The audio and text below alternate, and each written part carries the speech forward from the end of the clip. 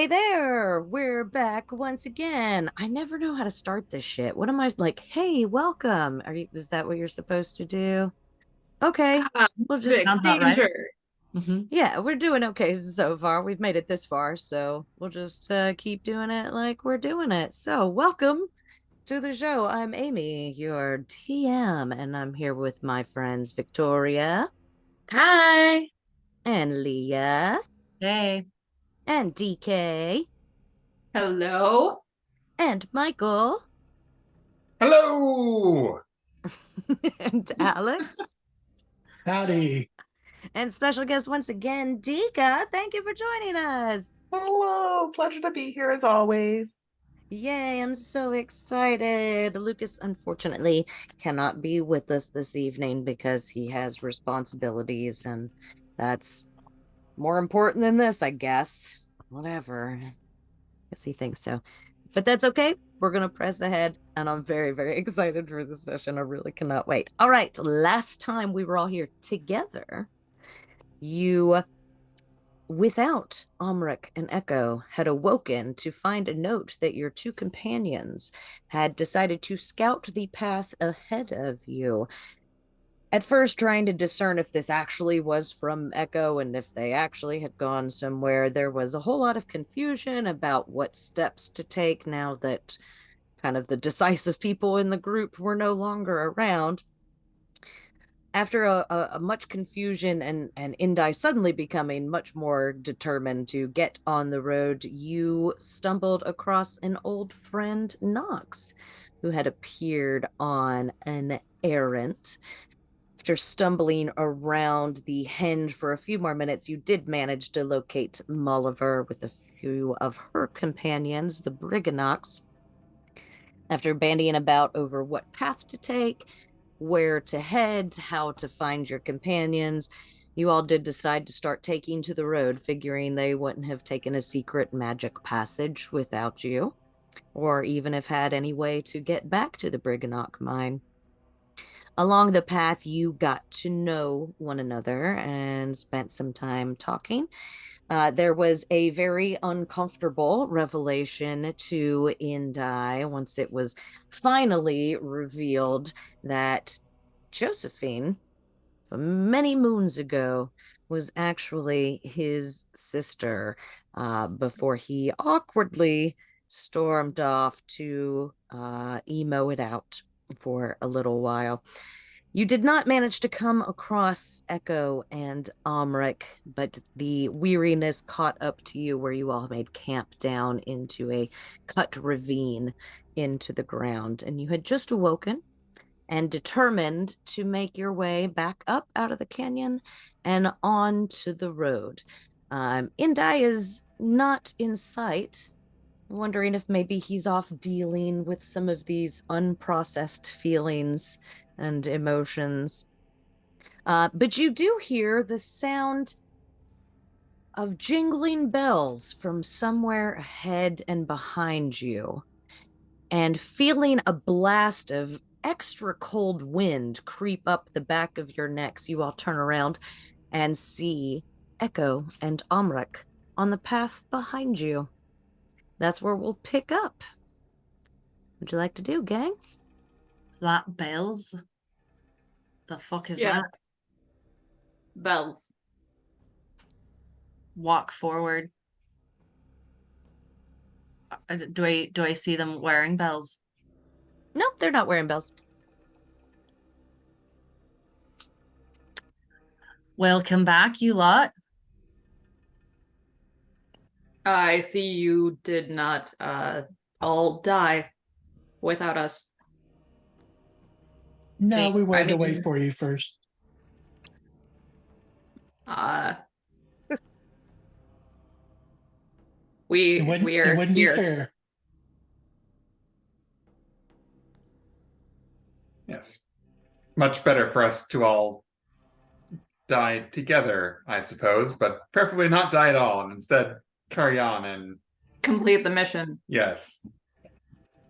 Well, yeah, and I would also feel much better if Amr were here to do my last rites and everything. I feel like Hmm. rather than just be cast to the Fey winds. Why are you ringing? It wasn't us ringing, it was our transport. Yes. We have had quite the odd night, day and a half, 2 days, however long it has been. I don't know. Time seems to be a thing that changes for some people.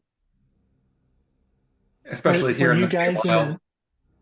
Did you guys go to like a different dimension or something? Because there was a weird cold breeze there for a minute, and the temperature has not really changed much while we were here. So that was weird. We found some snow. Okay. Oh, And then a house in the snow and a being in the house who didn't seem to be as present here in Jan as the rest of us were. Like he was aware of it, but he wasn't in it in the same way that we have been. I don't know. It was a whole confusing thing. Then there was travel to the past and the future. Good oh, tidings and a carnivorous pudding. Oh, It was very complicated. what? that We sounds defeated equal it. parts bad and delicious. It was bad? A pudding. A what? I learned what a pudding is, and I am not impressed. Well, Granted, that probably- one was not representative of most puddings, in that most puddings are not actively trying to kill us. I Oh, have Not a fan. so many more questions. And it does mean that we are coming here a bit tired. I'm happy to go into more detail, but we are fairly exhausted from our journeys and would benefit from some rest in the near future, if not right now. So you Although all have just Juniper woke did up appreciate it. and gotten your day started. But Echo and Omric, you are quite tired, yes. Yes. You also notice Nox with your group of companions. Oh, look, it's you again. Hello, you. Welcome back. Good to see you. I hope things have been well for you. How was They your have son? been. Great, great. And also all the children are home safe as well. Excellent. Oh, guess what? Guess how long it's been since we last saw Nox? How long has it been? If 6 months. About 4.5. Oh, 4.5 months. Huh. Not dramatically better, 4.5 versus 6 months. That does not match at all our relative perception of how much time has passed. Huh. Yes. I've realized that, and I did offer everyone, so I'll offer you as well. If you have anything to send out in the other world, I'll be willing to drop the message off.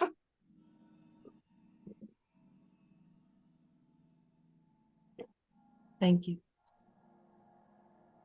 Well, to I be fair, shall hopefully by the consider. time you finish your mission, we'll be done with our stuff here too, and we can just all get the ever loving heck out of this place. Or But not. maybe not. yes, please. I miss this. Yes, that it is dreadful here. But I appreciate that you are always thinking in a positive direction. Yeah, Hope for hope the springs best and eternal. plan for the worst.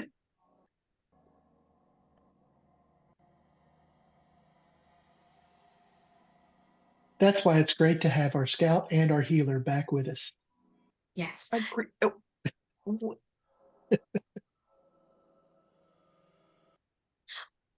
Were you able to scout anything, or did the snow pudding man take up most of your time? The man and the pudding were separate. Oh, okay. Did he? Okay. But cumulatively time intensive between the two of them and Mhm. the sort of other adventures. So yes, we have not had much opportunity to scout, and we don't know when exactly we stopped being here versus in the place of the snow and the pudding. Ultimately, our scouting trip was unsuccessful, or successful in that we found nothing. I guess that is better than the alternative here. Well, What for else us, have it's you only encountered other than Dika? Sorry, other than Nox. What all have you encountered other than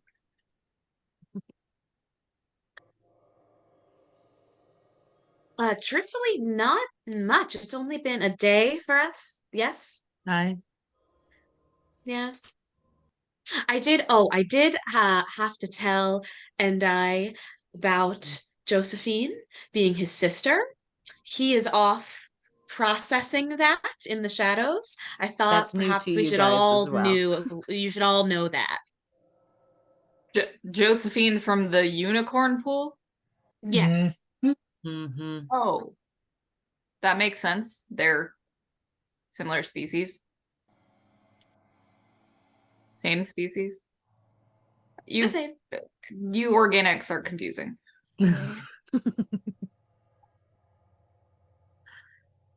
True. So, we're on a mission. What the fuck do we do now?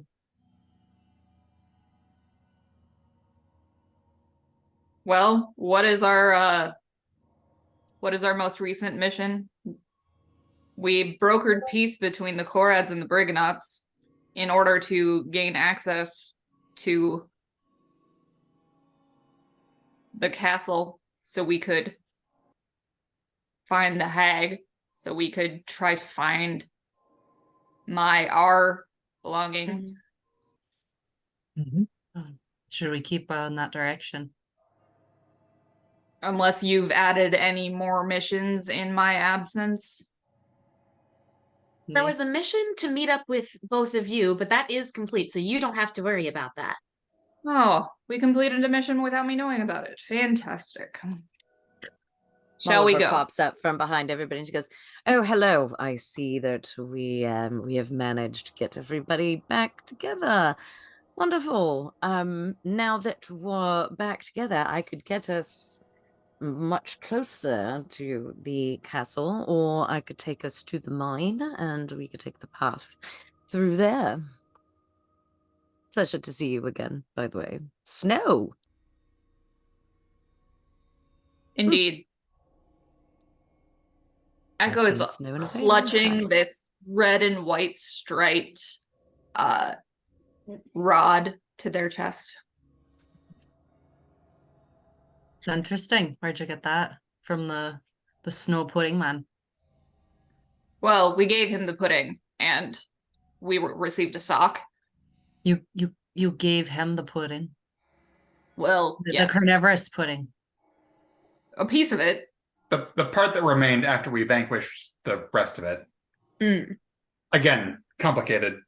And yes, we did receive gifts delivered in some sort of large Boot cover? boot-sized covering.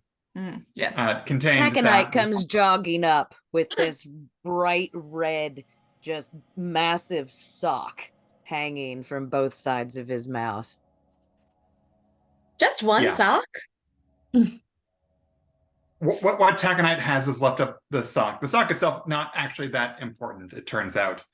But what was in it includes this rod, as well as I've got this small orange fruit and this small paper crown that contains within it a much larger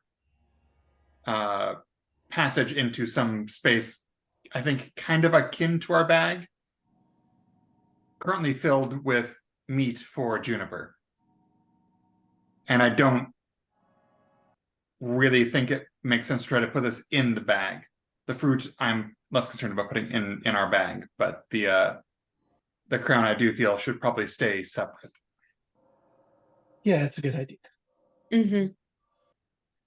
Could the meat's just for Juniper? I don't think we've had any breakfast yet.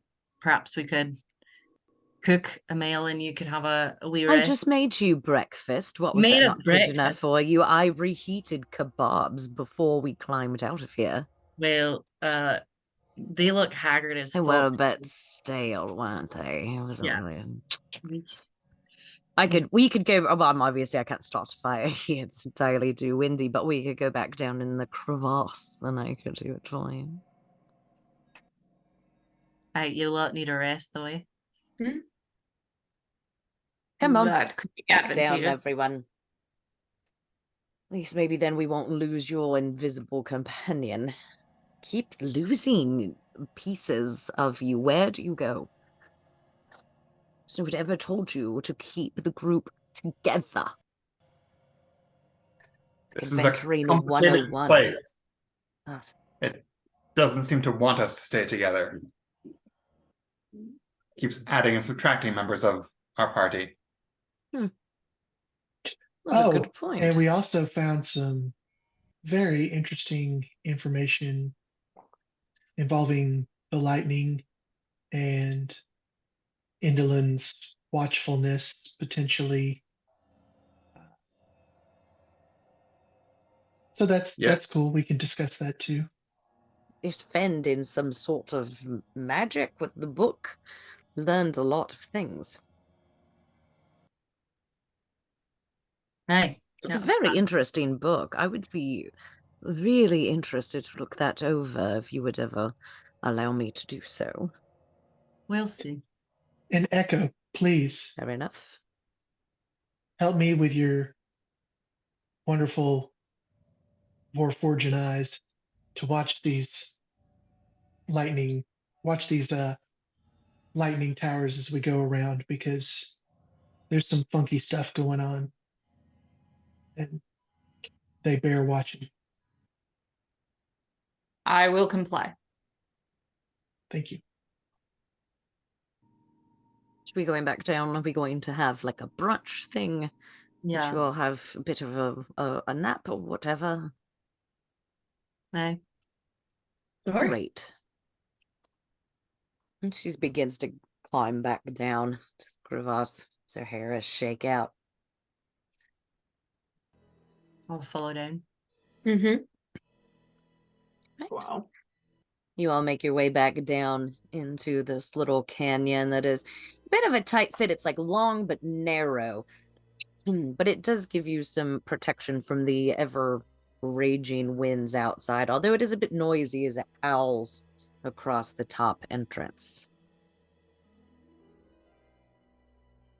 You said meat. Am I cooking something? Are you cooking something? Do any of you even know how to cook?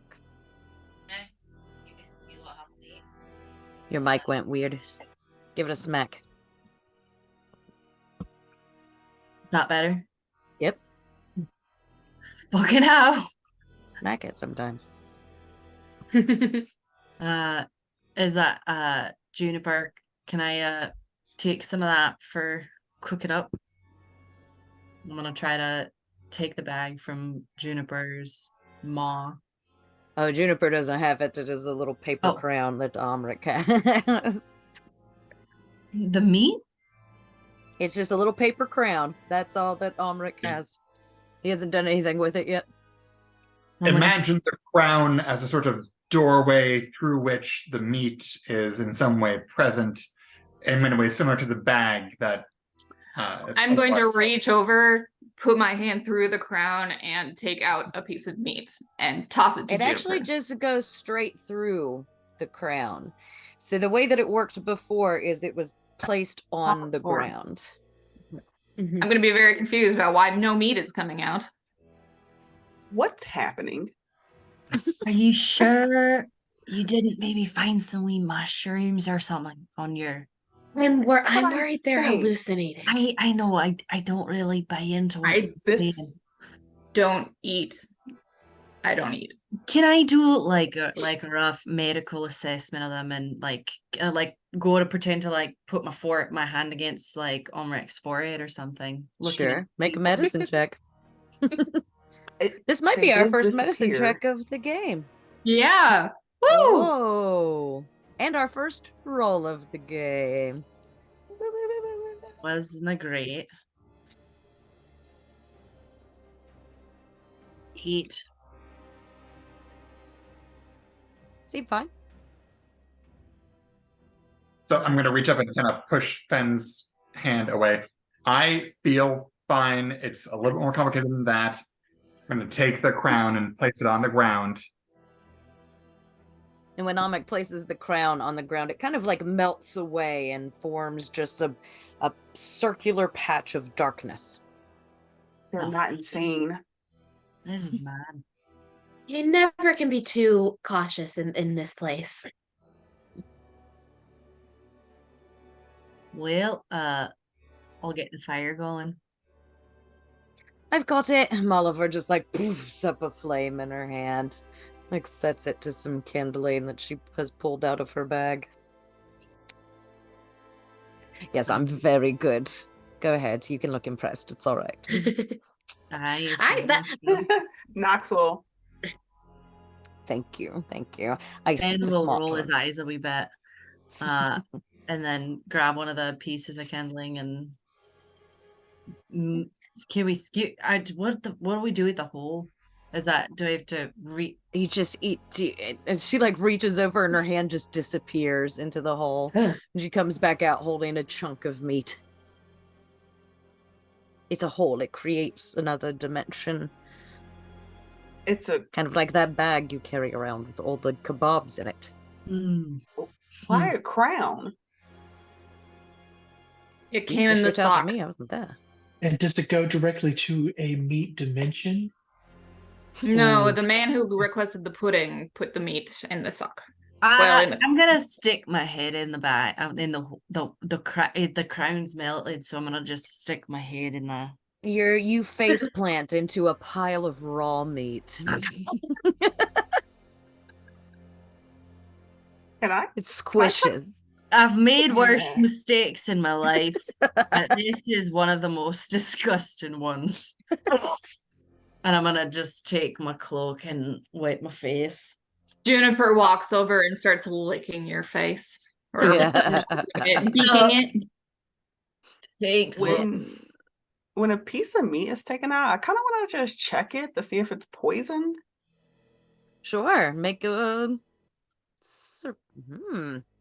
make a nature. I don't know. What the fuck? What would that be? Medicine? I'd call it a medicine A meat check? or intelligence. Meat check. Make a meat Meat. check. Yeah, let's just do a Nature? medicine check. Okay. What's your modifier in meat? Okay. Make a Yeah, so snack. Fire. Snack check. So I got net 1, a 3 in total. That one seems fine. Yeah. Yeah, seems great.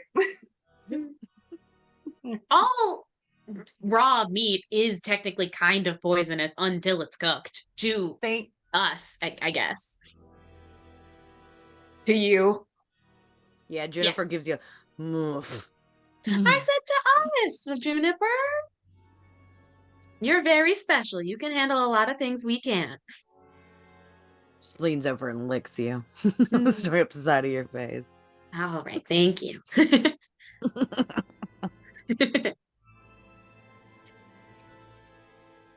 Am I cooking this? yeah. Get on it.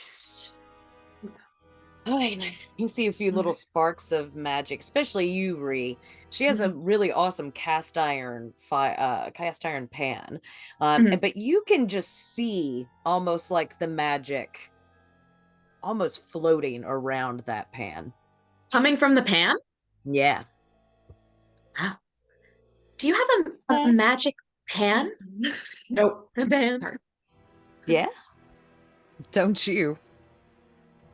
No. Most of my things are quite impractical. That feels like a very helpful thing to have. What does it do? don't know if were any of you really fully prepared for this whole adventurer sort of thing. You know what takes No. sometimes, It, little miss. I would What are you not take a calling magic this- pan to a this- carnival. Yeah. Okay, so you just stumble. I'm prepared should for taking care of really- myself, not them. That's I'm prepared understandable. to take care of myself and live off the land. Not Do necessarily this. Do any of you have a pan? These are really great, okay? See, what you do is no matter what you cook in it, it's fucking delicious. Every time. Does anyone have a pan? I can make you a delicious pan. Is it called a delicious pan? That's what I call it. It's just Did I Pan not of know? deliciousness. I should trademark that. I could make a fortune. Honestly, probably you do could. better with the name. True. Mhm. Probably. I don't know. Schools of I know a magic lot that of- are just so A on lot of point. people back home that could make good use of that. Yeah, Right. you would Seems like actually become wealthy. I believe so. It's really I'm just gonna useful when sit you're Down. having the same shit every day. This Maybe food it's talk good. is not interesting to me, but I am looking rough, so I'm just gonna sit down. I have tools such that with a forge and some iron, I could create a pan, but Do you happen to have a pan forge and with cooked you? food are a level of indulgence that are not necessary for my order. So I too, especially in my state of exhaustion, am comfortable with whatever I can scrape together for food. I'm gonna, while they get settled in for a nap, I'm gonna reach into my bag and take out my mess kit, which does include a Have a bowl little that can also pan. be used as a cooking pan. Yes, it does. And hand it Very to good. All right, give me a couple of hours. And while they're doing that too, I'm gonna bust out flute, play a little tune. Make a performance check. A lullaby for our friends who are Tired. very tired. I'm a rolling shit. That's a 7. 7. Not your best work.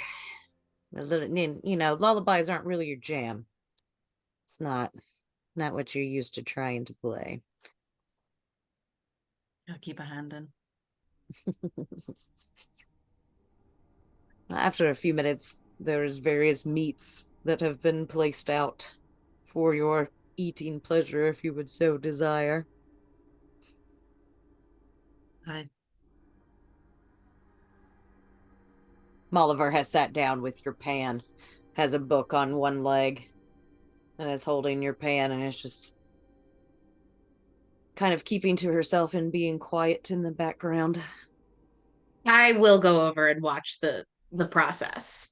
I'm Oh. particularly interested in how deliciousness is defined. It doesn't feel like a particularly quantifiable arcane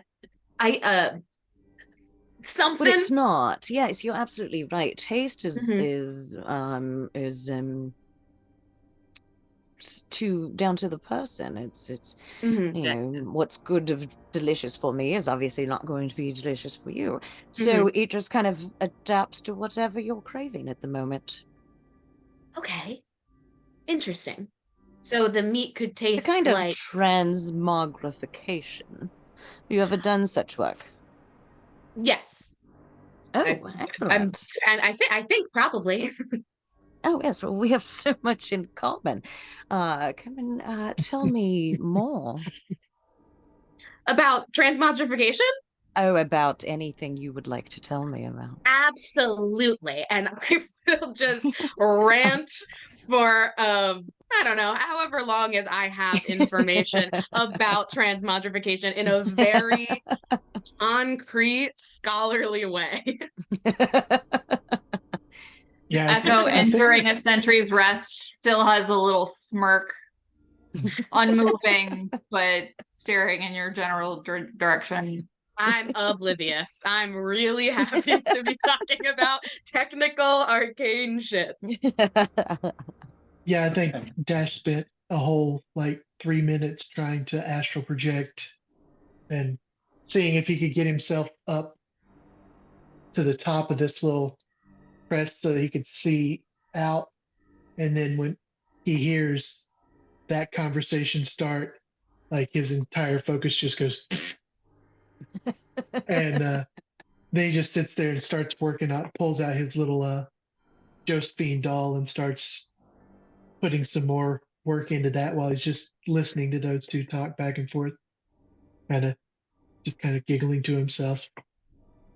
I mean, she engages in quite the scholarly conversation with you. Like, she speaks with you about like the various languages of transmogrification, and how that can lead to like abjuration and conjuration sorts of schools of magic, and the different spells that can link the two. And I mean, she has like quite an exchange, an intellectual exchange with you for as long as you would like to ramble.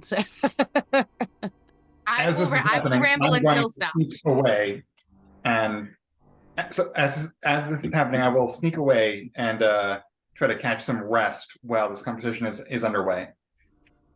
Understandable.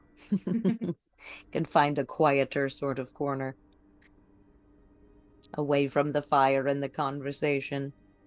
Yes. Fen, Nox?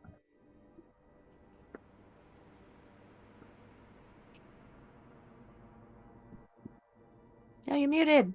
We can't hear you. No.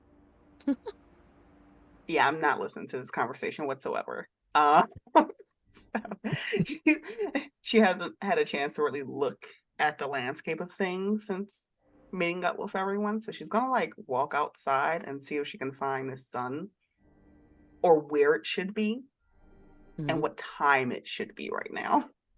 Okay. Do you have the keen mind feat by any chance? I do not have the keen mind feat. Okie dokie. You can make me a nature check, please. Okay. Wow, that was really sucking tonight. 8. You guys are killing it. You know, it's really hard to tell time in this place because there is no sun, there is no moon, there is no changing of the light in the sky. You know that Greg's gonna come listen to us for a while, I guess. You know that you have not been awake for very long. Maybe only like an hour at this point. So you know that your natural sleep rhythm tells you that you've only it's early. It has to be 8, 9 at the latest. You're an early morning person. You have to with 9 million kids running around. They wake you up, and that's just when you wake up as early. So it can't be more than 8 or 9 o'clock, but you really couldn't tell which direction the sun should be rising in. Okay. He's not going back in there though. He's gonna hang out outside for a while. And one more thing. See if she sees Endai hiding anywhere. Sure, make a perception check. Okay, I got a 5. Yeah, nope. Okay. I was even gonna let you go against his passive too. No.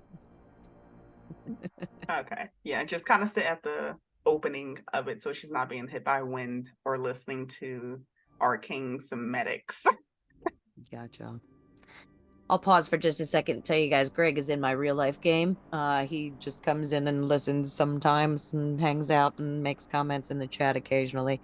I don't know that he can hear us yet, but I was just gonna go ahead and let you know that that's who Greg is. He just likes to Hi, Greg. chill and listen. Hi, Greg. Okay, so early in the day, hang out outside. I mean, Molliver will continue a conversation as long as you will continue a conversation. She is absolutely 100% focused in and exchanging on your level, which is, something, you're used to being around plenty of intelligent people, but scholarly discussions are just a whole different ball game, and this has probably been the first one that you've had in quite some time, since last you were in class, really. Yeah. I think at a certain point, like when the conversation comes to like a natural stopping point, I that Bree, I will get very like pretty self-conscious actually, and like realize that all of the people have been cleared a room with arcane knowledge, and also that I've been talking for a very, very long time about something, and just say, I'm so sorry. That was probably really Why are you boring, and sorry? well, I most people don't really outside of the name of my school, which a Quartermain, don't really like talking about that stuff. So I'm sure it was thoroughly boring to you, but thank you for humoring Thoroughly me. boring to book. Now, I attended Quartermain Academy. You did? Of course. How? What? What? How? What? When? Why? Oh, I Not graduated how. about... You're very smart, clearly, but It's been about 14 years now since I've graduated. oh, wow, incredible. And you studied, what did you study there? Oh, I studied abjuration magic. Abjuration. All right. So you are a wizard. In a sense. I have And how did you many talents. I'm sure you do. Rhea is actually genuinely flustered now because she actually really likes her now. Before she was just humoring it. What how um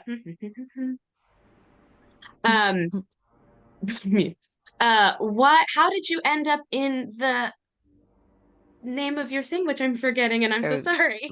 That's all right. The Valor's Call. Yes, how did you end up there? I spent quite a few years in school, and then I spent quite a few years figuring out what to do with that knowledge. I traveled around for a bit, worked in some courts, advised some really shitty leaders, and put up with some really shitty situations, and it wasn't really for me. I'm not meant to be pent up in ballrooms and throne rooms and advisory councils. There are real people who need real help. And those that sit at the top don't care. And we should care. So it's up to us to really make the difference. So I did what felt was right, and started helping where I could. Eventually fell in with the call in order to gain a little more structure, I guess, and not take on too much. And it's just been a rewarding experience, so I feel better this way. That is so wonderful. I I I don't I don't know that the court and advisory thing is for me as well. I haven't been at Quartermain very long, but that portion It's of it awful. feels It is so bad. Ugh. Don't get me wrong, the food is great, the drink is great, the clothes are really great.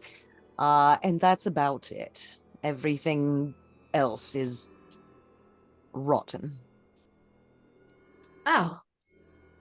Well, that's good to know, I guess, as I travel down as I continue to matriculate.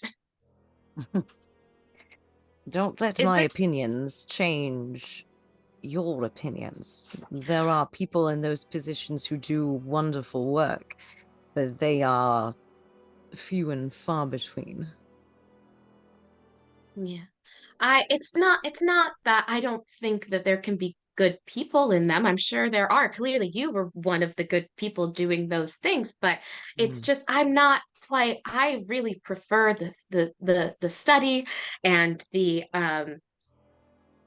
solitude, for lack of a better word. If I could be, my dream would be to be a wizard in a large tower where all by myself, and occasionally somebody comes to ask me for advice and I'm able to help them and offer it to them, but I don't know about integrating myself into a court and politics. I've never been particularly good with that or good with people, and it just feels wrong when I have to do those things at Quartermain. Everything else is great. Right. I agree. You know, the funny thing is, you sound a lot like Quartermain from his writings, but maybe just the better aspects.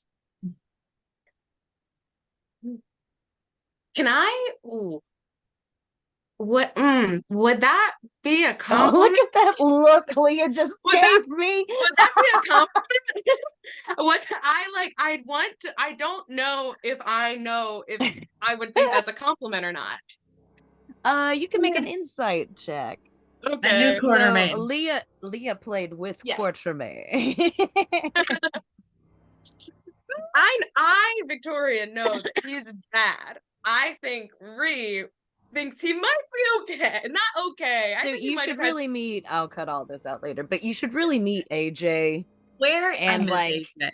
hearing, I still see him every Monday, and like hearing his actual opinion on Quartermain, Mhm. because he's got I'll let you make the roll and then we'll talk. Okay. Great. Cool. Love. Insight. 11. 11, not bad. You would know pretty much the base information. 10 is average, so you would pretty much know the base information. Quartermain is considered like a villain now. Obviously, you know, he's got a lot of shit going on. He caused an entire epoch of the world to change. But he was never really directly evil. He just had no boundaries in his pursuit of knowledge. No boundaries. Nothing stood in his way. So he had no ethics about the way that he used his magic and wielded his power. The point was to gain more and more and more and more knowledge and not let anything stand in the way.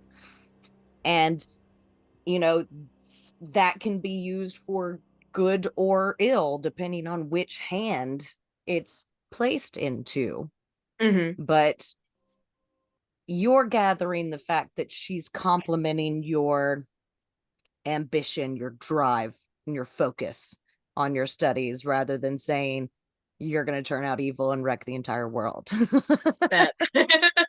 Great. Cool.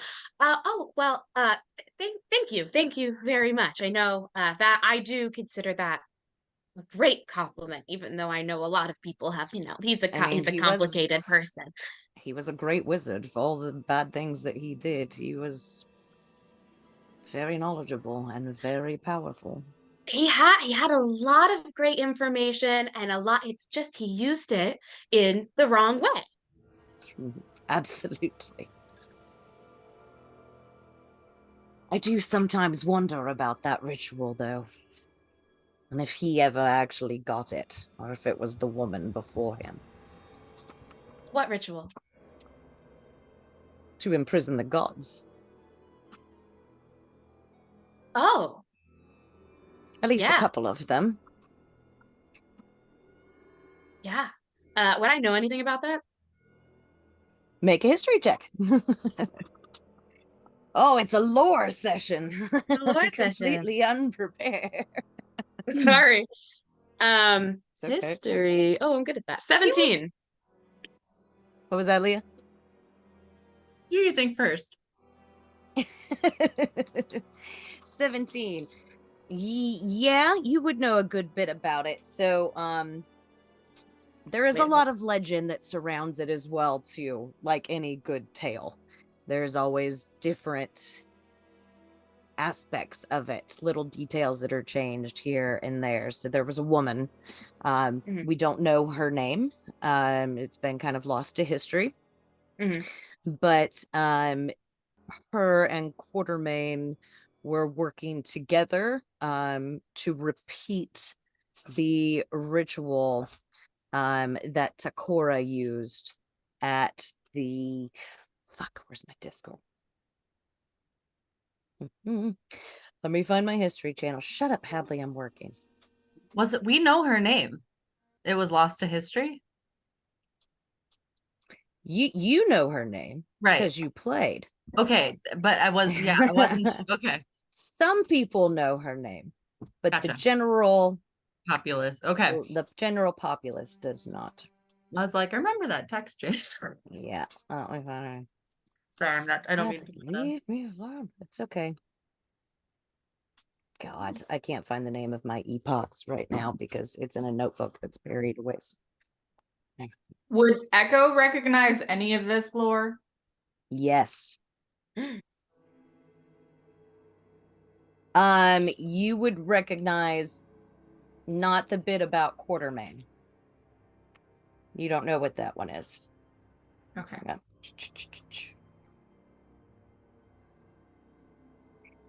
All right, so during the divergence, one of the gods was usurped at their point of death by the knowing mistress, which I have somewhere around here as well, but I'll get it all for you later.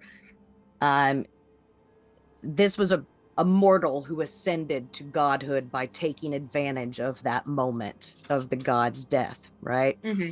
So Quartermain and this woman, the unnamed woman, were working together in order to repeat the ritual, trap the gods, use their powers to ascend to godhood themselves. That's the ultimate knowledge, is ascending to the divinity and knowing everything.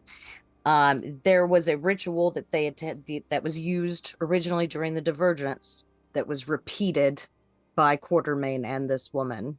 And they managed to entrap 2 of the gods and use their powers. And those were the gods they trapped.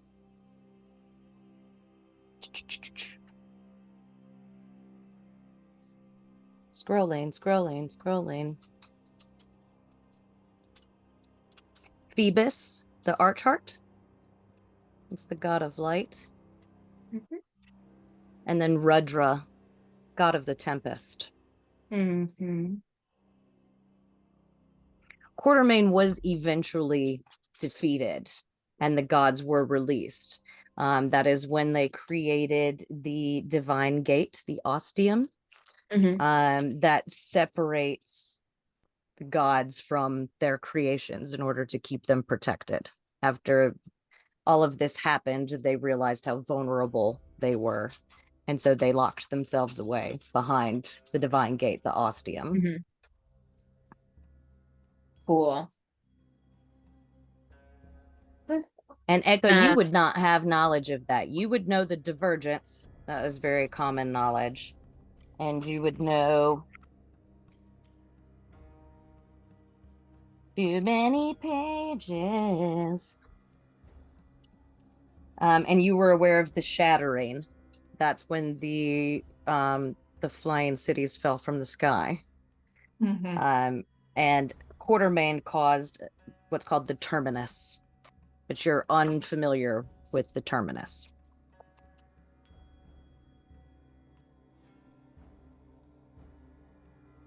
So many notes. Yes. Sorry for the history lesson. No, love it. Oh. And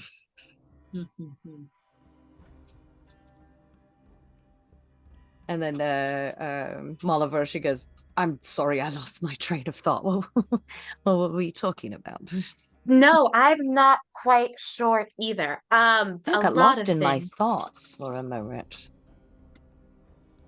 A short rest is an hour, 2 hours, 4 hours. An hour for a short rest, yeah.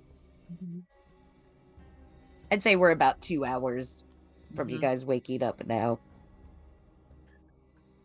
Well, when you two are done, whatever that is, should we drop sorry, I down? forgot you existed. Hello. It's easy. I'm sorry. You're just below my line of vision constantly. Oh, I have a very important question. How tall is Mulliver? She's about 6'4", 6'5". Dang it! Yeah, Dang it! it's very Sort tall. I wanted to be taller than her.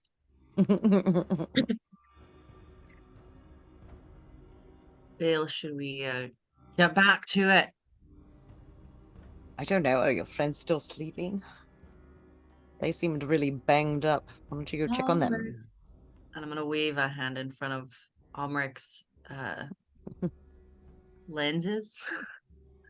Amrik doesn't have lenses. He's a dwarf. Oh, echo. Sorry.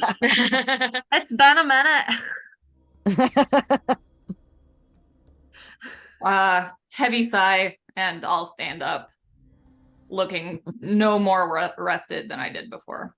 Yeah, short Is- rest. Is You can Almeric heal with your hit dice. Like.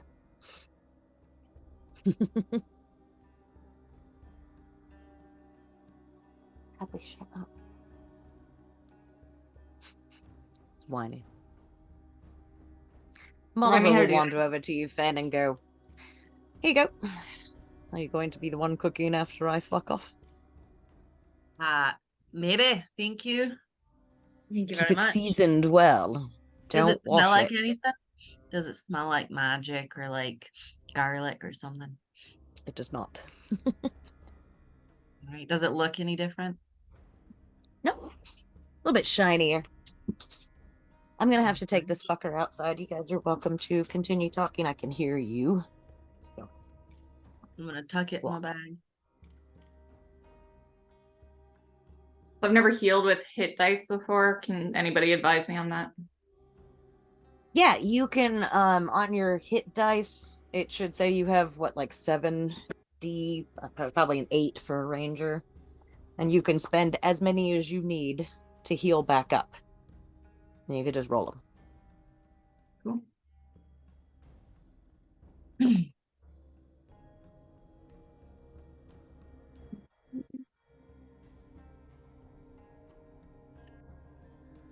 No one has anything to say. I am snoring dwarvishly. Beautiful. I'll notice that Nox. Did we lose Nox too? No, she's just up the way. Oh, all right, all right. And I'm just gonna do handstands. Just walk around the cave on my hands toward the entrance.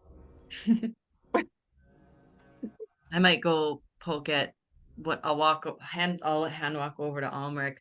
Almeric, yoo-hoo! Wakey, wakey, sunshine. What? It's time to adventure on, mate. But I'm resting. I spent 2 hours. Got a Tariani. We have to complete the mission. But I'm most likely to help if I'm fully rested. 8 hours. How close are we to Endelyn? Do you really need if you need the full 8 hours,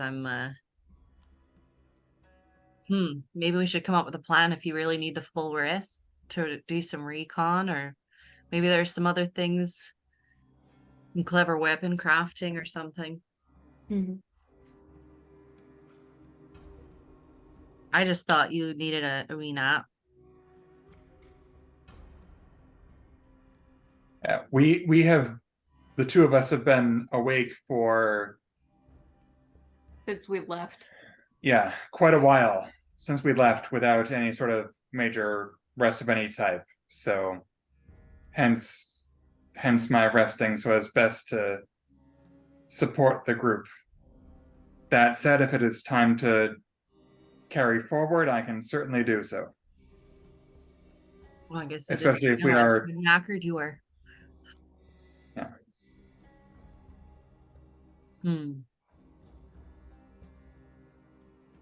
And I'm curious, are we, as I'm thinking about my future rest, are we near the castle? Are we heading towards where Endelyn is? Do we have any reinforcements coming for us by way of the stone? What is the Oh, plan yes, here? you weren't here for all of that, were you? We are trekking towards the castle. If we can get everybody together, I can get us much closer to the castle, or I can take us to the mine, where we can take the tunnel through. That's a very quick entrance as well. We do have a couple of Koreds, a few of them anyway, tagging along, just kind of in their natural territory until they're needed. And I have a few little friends, and like a whole various Briganox pop up from pockets and pouches and hats and boots and cloaks and hoods. And you have me. I mean, really, that's quite sufficient. So I'm not too worried going into this anyway. I think it's gonna take cleverness more than brawn. I'm sure whatever situation you come up with will work perfectly.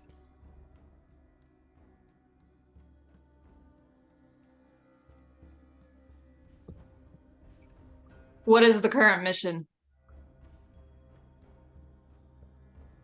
Oh, I'm along to help take the castle from Endelyn. That's my current mission. What is the current destination? Endelyn's castle. Are we going there via the main road or through the mine? Either. We can walk, we can magic travel. I can take us to the mine, and we can take the secret passage. Who has the map that was drawn for us by that guy? You have a map? Aligarthus drew us a map. Oh, little elf boy. To cutie, right? We helped him get home. That's wonderful.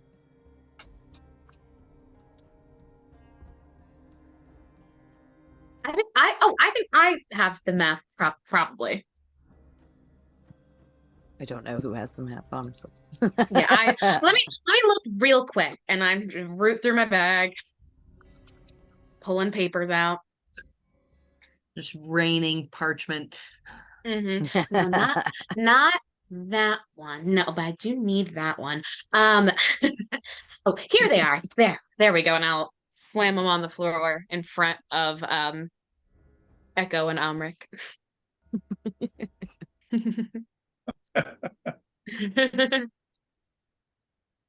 There we are. There's your map. Mulliver, do you have any idea where the mines lead out? There it comes up in the storage area, down in the understage. I'd be more dramatic for sure. It would be dramatic. She does like drama. Just Do we saying. want to play into that? Do we want to play into that? Which is a fun play on words. Are we going for a diplomatic approach? She seems like a terrible person. Aye. Aye, indeed. Are we choosing subterfuge? Are we choosing frontal assault? Who's growling? Diplomacy, I guess, is an option. Well, if our plan is to murder the psycho bitch, We're gonna go straight to murdering. We did do that to her sisters. And that worked pretty well. I would like to see this place free of her, but maybe we could try diplomacy. We did, as you said, kill 2 of her sisters. Maybe we just mention that and say it's in her best interest to move on, and hopefully she'll listen to us. you know, Rhea, I appreciate your optimism, but why the fuck would she give up all this power? I see no reason to be diplomatic about this. She's a fucking monster. Perhaps we can go in to get close to her. But I don't know. I don't think there's anything to be won of diplomacy here. I can't imagine there's any sort of leverage or negotiation we could make to convince her to give up the control she has here. My primary thought here is of our past battle with the hag, where we lost Little Oak in the process. And I'm trying to think about how we can minimize the suffering to others as we challenge her. Since our past experience has been that the hags do not go down without a true fight. Aye. And so I think I think a confrontation is inevitable, and I would like to do so in a way that minimizes the suffering to others in this realm. For once, I agree with Omric. Is there any way that we can come up with a plan? I mean, she knows all of us. She knows we're all here. Is there any way we could try to trap her or come up with some sort of plan? I mean, you lot are magic users, you know. What? Come on, we can get creative here. Let's come up with a plan. We are the actors. Well, half of us are the actors who impressed the bird things. We know Endelyn likes a show. Mm-hmm. How can we use that to our advantage? We could offer a showing. And use the opportunity to infiltrate the palace. We could have two parties, one of which acts through the mines, and one of which performs the show in an attempt to bring the battle on two fronts. I think I like where your mind's at there.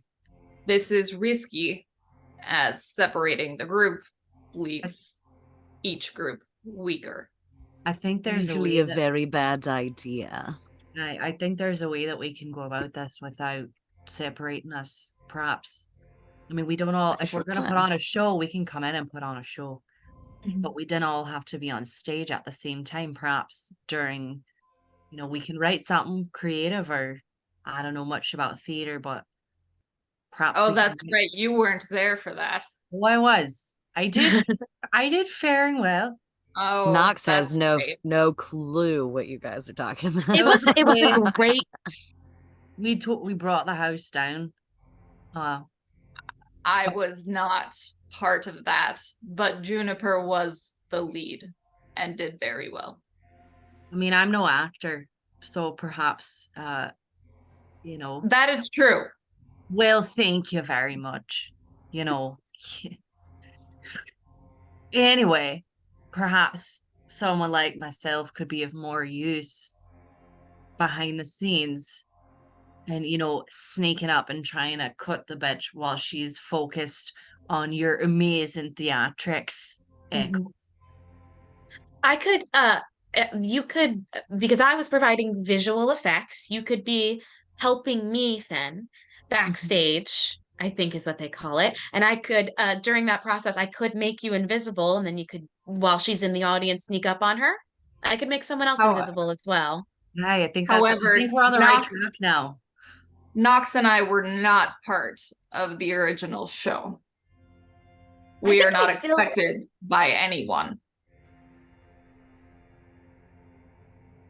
Now, the original invitation that we were given by the creepy ass carriage, did that actually have all of our names on it, or was it just an open invitation? because Knox was also not there for that. So I am curious if we all showed up with the invitation,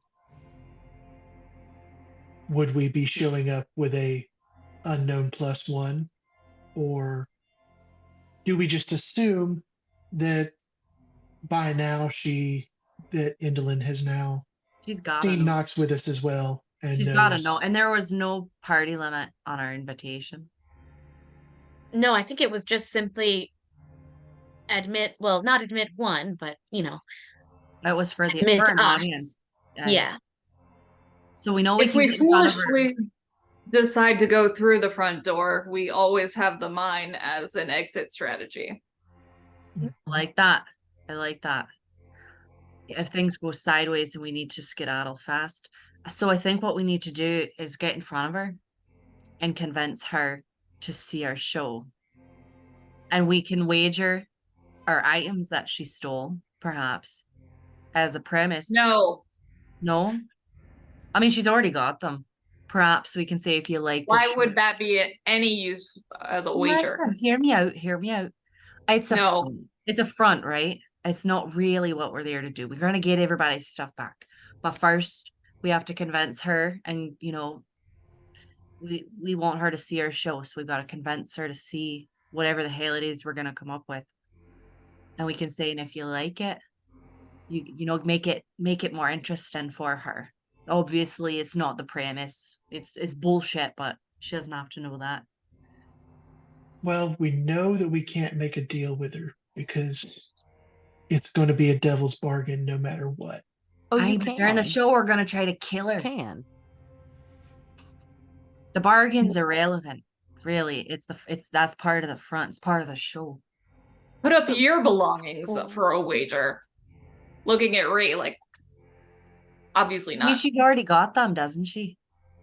Yeah, Well, and then yes. why would she bet with us to keep the things she already has? No, This is no. foolish. But if she likes it, she has to give it back.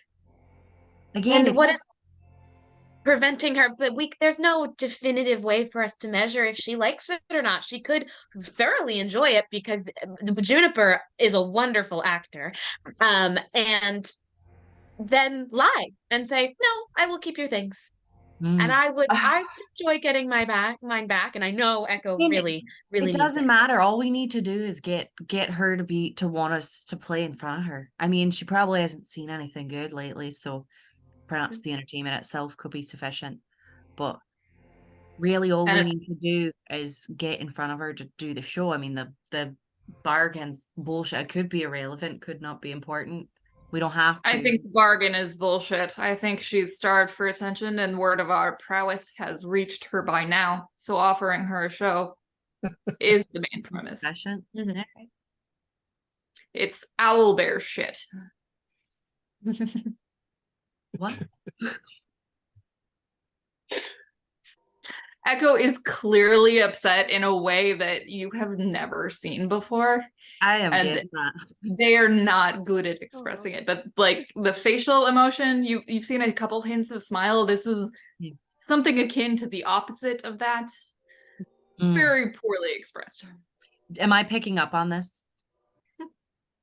Are you being hidden about it? I am not trying to hide. Okay. I'm getting as close to shouting as I've ever gotten outside of actual shouting across the room. I see this as important to you. I don't mean to upset you. I'm just trying to, there's no bad ideas in brainstorming. I can see this as a bad idea. Oh, absolutely. Terrible idea. That's fine. Not your fault. It's just even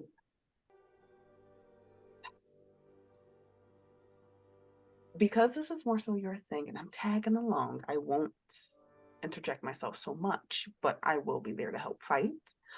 I will have an extremely hard time not just attacking it when we get there, but I will try my best. I will not dance around and act like a monkey for a hag that is torturing this land. So perhaps you should be behind the scenes. I'm okay with that. All right.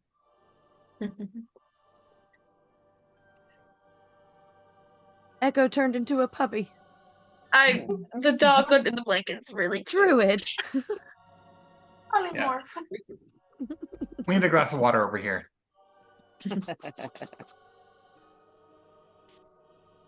So Oliver popped up. She goes, "All right, so what the fuck are we doing? I won't lie. We're gonna go this- knock on the front door and then kick it down and then murder anybody in the way." No, that will That's the surely plan. get us killed. I think, Did it? despite my better judgment in this, the play idea is fantastic. Get into her ground, maybe get her off guard, and we attack. Maybe at the top of the play, during a conflict area, but I would highly suggest let's not finish the play while we're still in her domain, essentially. But again, an amazing idea. Who is our last playwright? Where the hell is and Eli? Yeah. I think I have the copy of the script. Pulled it out. You sure do. Well, what do we know about the hag? What is she like? Theater. I mean, a genre. Is she a romantic? I'm sure it's a tragedy. Has to be, right? So let me get this straight. You guys have already composed script for absolutely no reason at all. You were just composing as you're wandering. No judgment. I think it's really great, very creative. But why do you just have a script? And what part am I playing? Well, we had to do a play for part of releasing Aligarthus from his entrapment. Because we had to entertain the Greyhawk mummers who were. Oh, I've seen them before. Very good. They're quite talented. Except now they're actual Greyhawks. It's a little on the nose. I'm sorry. What? Yeah, Endelyn turned them into some kind of weird, like, bird things. And basically, they were helping keep Aligarthus trapped here. So we had to put on a show to entertain them, to convince them to knock it off and to potentially help us in our dealings with Endelyn. So we had to write a play for that and perform it, and we did, and succeeded. Can I Sort of. read this play while we're here? I'm interested. I'm quite impressed by your group, as That was always. beautifully written. Mm-hmm. I wouldn't mind that as well. A couple of coffees. Tika, if you actually are interested, it is in our private Discord. I can, Yes. I will do so. I will pass over the script that I have. Thank you. Knox will start reading it. She will say, I hunt things like this, so I'm not used to trying to be on equal footing to monsters in the world. I will do whatever is needed. Same. Whatever you'll leave on. So as we're thinking about tragedies, I was a fan of adventures and I was quite the reader. Can I think of any plays or stories from my childhood that would maybe be good candidates for stories for a play that would appeal to the hag? I mean, I'm sure there are probably quite a few stories that you could contribute to the mix. I would leave that up to you. Okay. Your I wasn't character sure if would that know was those something you things. wanted me to roll for. Yeah. No, I mean, if you're just tossing out ideas, then You know, yes, there are quite a few that you Mhm. could pick from, I'm sure. Mhm. Uh, I am thinking of something reminiscent of Hamlet.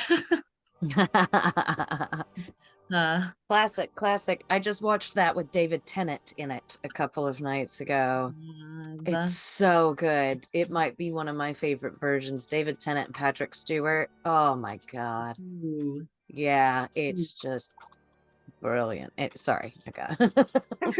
I love Hamlet. Hamlet is one of my favorite plays of all time. Do you know The Lion King is Hamlet? Yeah. That's how I met Josh's or Ezra's dad, Josh, when he was playing Hamlet. Wow. Because I was like, still. Mm. Sorry. Anyway. Classic, of course.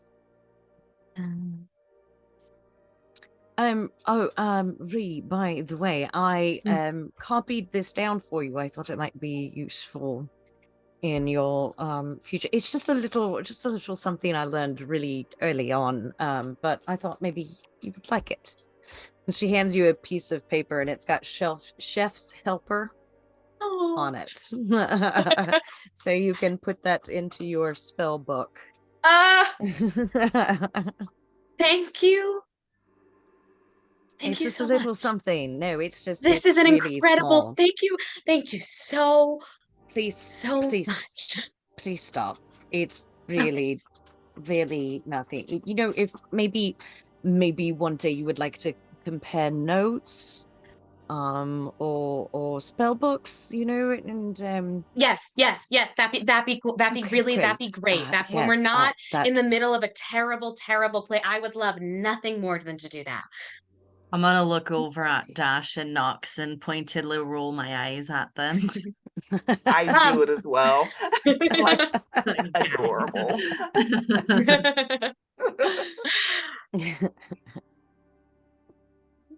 DK, are you guys okay? Everything fine?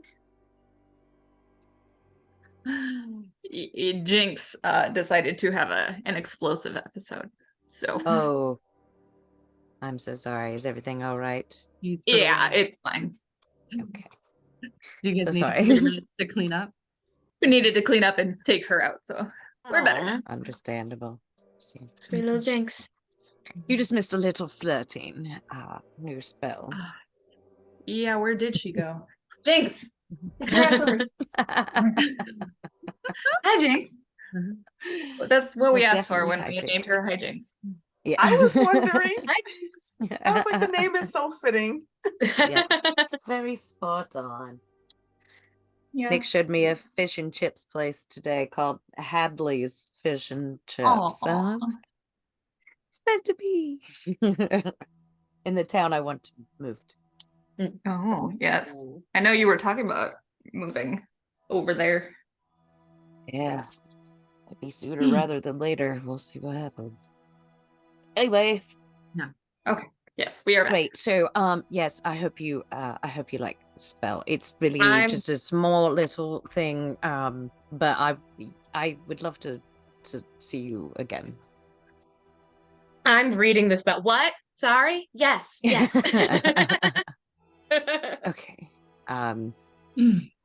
Perhaps we can save all of this, save that sexual tension and energy for the play. Put it into your role. Hey, okay. No, what? Are you two going to be coy about this now? I have a couple of ideas for stories or plays we could Great.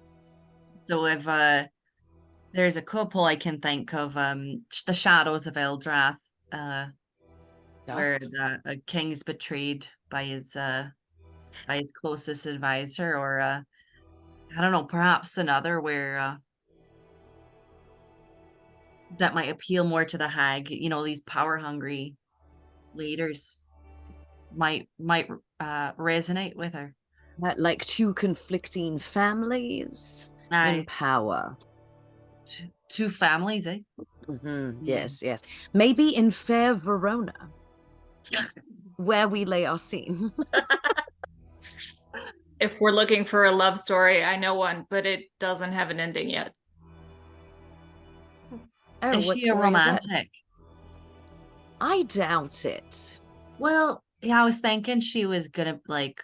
I could think of one where a daughter usurps her queen, the queen, because she's a power hungry Oh. evil bitch.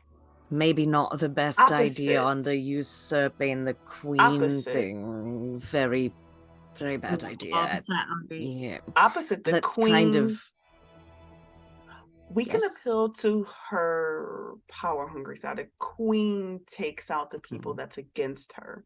Mm. Hmm.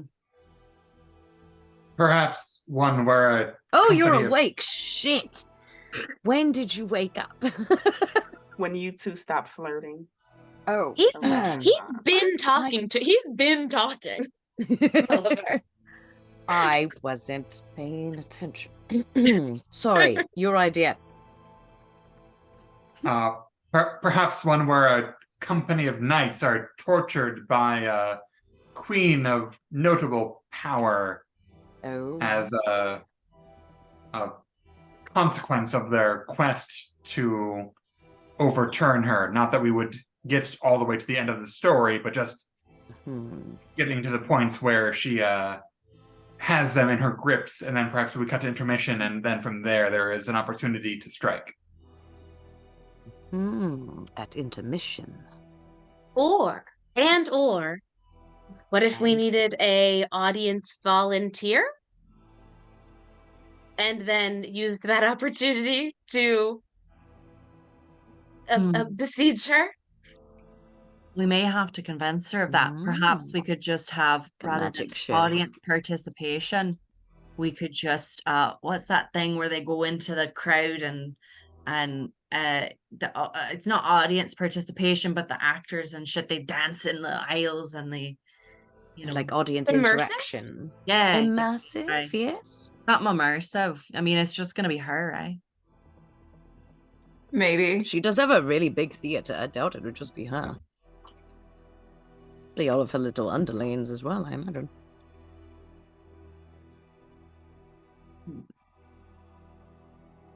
So I suspect if we have a story that creates a range of options for us, as long as the end purpose is to make sure that she is on stage with us, might be our eventual goal, to give her a starring role, as it were, in our performance. I don't know. That might be tricky. I think that might be hard. I think we can just. I liked your idea of like like a crescendo battle or something that we can use as a distraction and an opportunity to be, you know, firing real weapons or setting in an actual trap, and we can just disguise it in the play.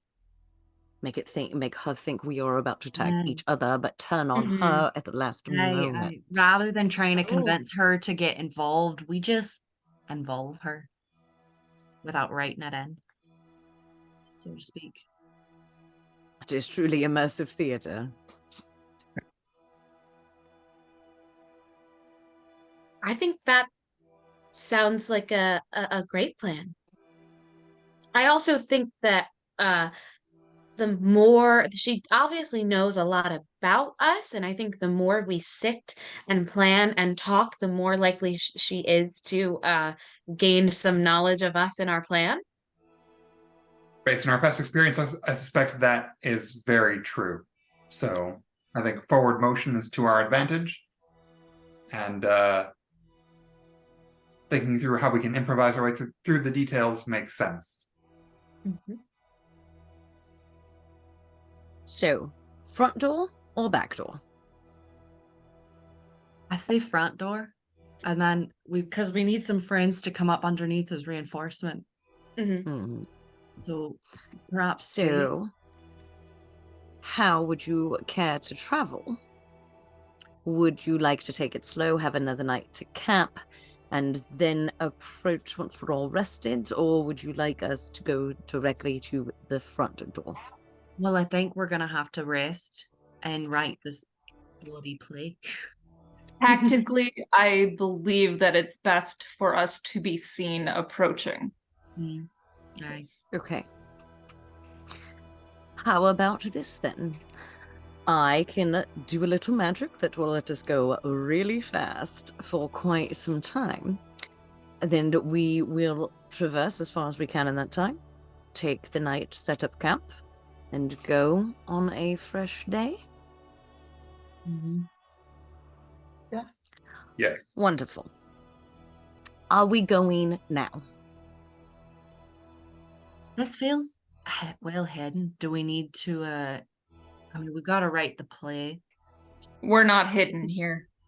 You don't think so? We're not hidden anywhere.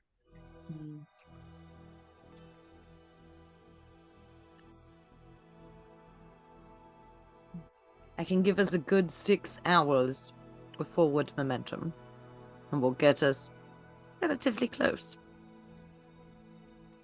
Very well. I will follow. Oh. Well, I will lead then. So, everybody gather round, gather round. This might feel a little strange, okay? Just think about where you would like to go, all right? All right, great. Here we go. And you all feel like this wind kind of moving upward from your feet, and it kind of catches all your hair or moves through the cracks in your plates. And you feel this cold rush move up through you. And as you look down, it seems like you've become almost weightless and formless. And you're in kind of just this gaseous form of yourselves. Oh. And she goes, all right, let's go. Follow. And you all direct your thoughts in the same way and begin to travel very, very quickly on the winds, moving at a very, very enhanced pace. And that's where we're gonna go ahead and take a break. wow. We got somewhat progressed. I like. All right, let's take a quick break. We'll come back. Yes, Chef's helper. We'll go 10 minutes max. Cool. Thank you, Jen. All right. Thank you, Jen. Yeah, you got She'll be it. back.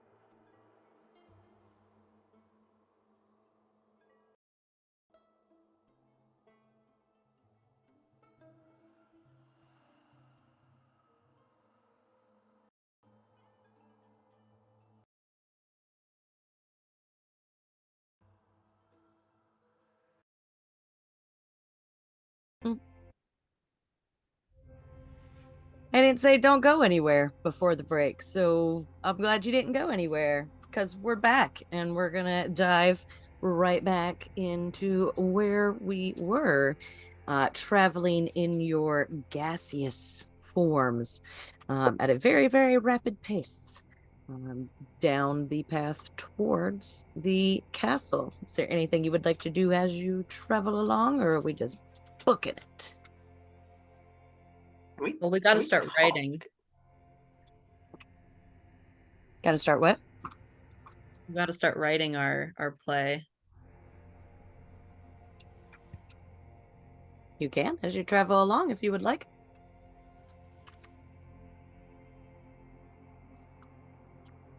Mm-hmm. So What's I think the we can work backwards, perhaps, from is Victoria here, by the way? I believe so. Okay. She was.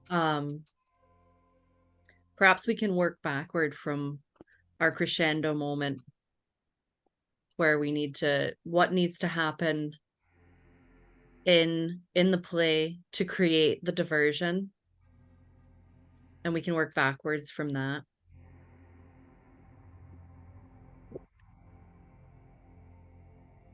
You could pretend it was a story from one of your gods.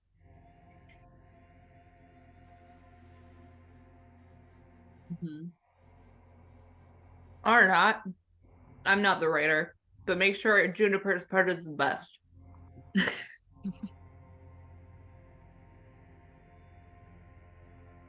Well, and I know of some adventures, like I was saying.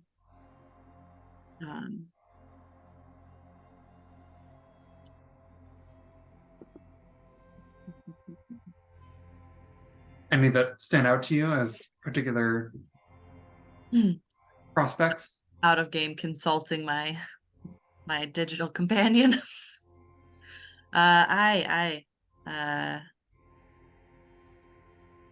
So we need one in which someone does the main character need to resonate with the hag, or can we just, look towards these adventures and tragedies? She could be the superior sibling if we have a story about siblings, as her sisters are gone. And well, two of her sisters. Her strength being superior to the others. And that ending with her defeating a group of hapless idiots who dare cross her. Got the hapless part down. So if we do this in 3 acts, which I learned is a mechanic you use from the last play, you start with the protagonist in trouble, usually being critiqued by her siblings, then conflict where she learns how to be better, and then her victory, at which point we attack.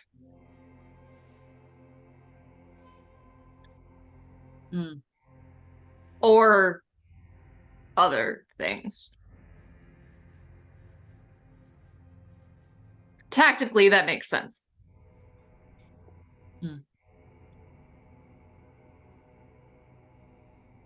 So, how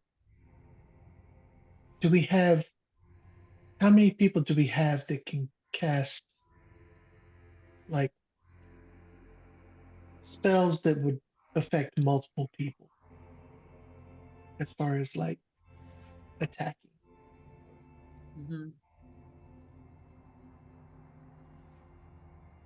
Well, I can do that. Yeah, let's work from there. Let's start there with what kind of mechanisms we need in place. Good call, Dash. What do you have? Oh great. I could do I could do the fear spell, which will make everybody frightened for a long time, for a minute. Oh, it's not a very long time, it's a minute. But if there but only in a certain area, about like 30 feet of people. And then they need to run away, or they can't try and come towards me / us if I'm with us. That could be a good one to Mm. start with to give us. That would be really useful. And we could make it, we could potentially be writing it in the play where it's so intense and terrifying that it seems like it's part of the play and not, she may not yet suspect attack and give us an extra edge. That's a good one. Right. I mean, yeah, if Ree is going to be doing a reprisal of her pyrotechnics stagehand role as she did the last time around, then that is an easy cover. Though we also have to wonder if Endelyn saw any of what we did before and is aware of our trixies. Could we perhaps But- create a monster in the play with her pyrotechnics and all her light show and whatnot, like some sort of like really terrifying shadow beast that, you know, could potentially be terrifying.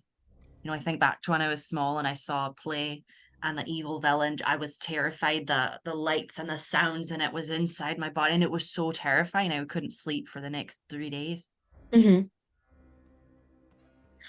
I could try. I am.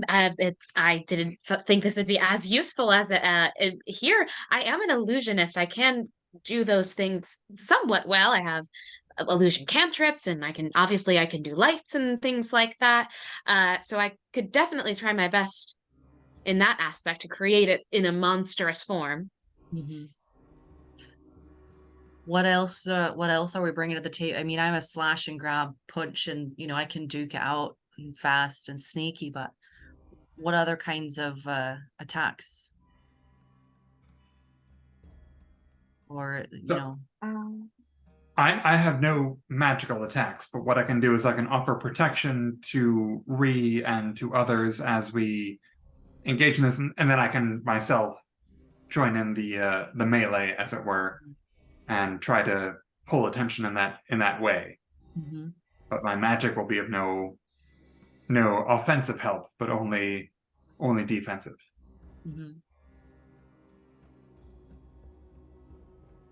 I have 2 spells that may come in handy. what are those? I have one that allows me to charm a humanoid and make them think we're friendly. That Okay. does require, usually works on more weak-willed individuals. Or I have the ability to teleport.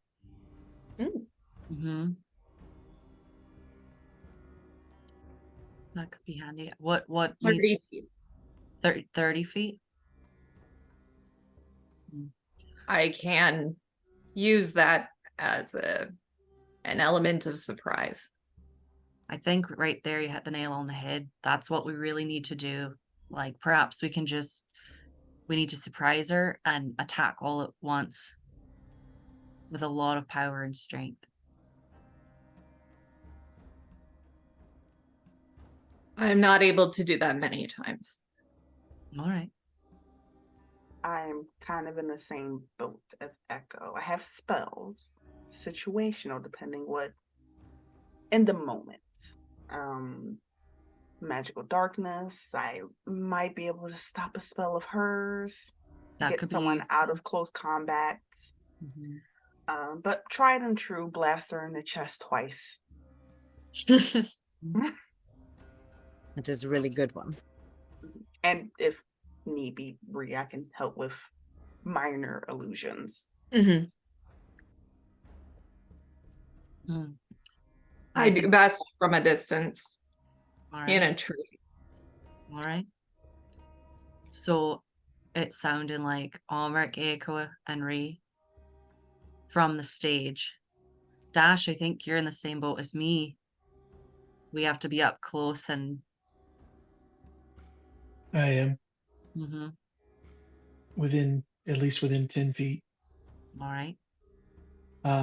Though Nox, if you are able to create darkness, I can with my mask see in magical darkness. Mm, Create darkness. that's good. So if we were able to shroud an area, obviously darkness is not helpful when people are trying to attack. Normally, like it would make it hard for Echo to shoot at somebody in it, etc. But But perhaps How about I- this? Mhm. If, and this might be changing the script a little bit, if we bring her to the stage, if she has minions, darkness would be amazing to make it harder for them to navigate. Mhm. Is a way. But I do agree with you because you are up close and personal. You will be able to see her, and that has its advantages. perhaps we can time your darkness spell with the demon illusion so that it feels part of the play to give us that added secrecy and element of surprise. Perhaps for my role, I could be in earlier in the play. If I have to be on the stage, we'll need some of us to be out there acting, and I'll give it my best. And then I can try to sneak around and come at her from behind during the play and during that darkness while she's distracted. Sneak off. And Echo, even though the darkness would prevent you from seeing her, perhaps if you fix your sights on the bitch before the darkness comes, you'd have a fair shot.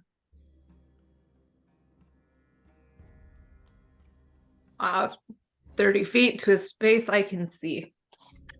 Okay. So directly before darkness. Is this for your per whatchamacallit?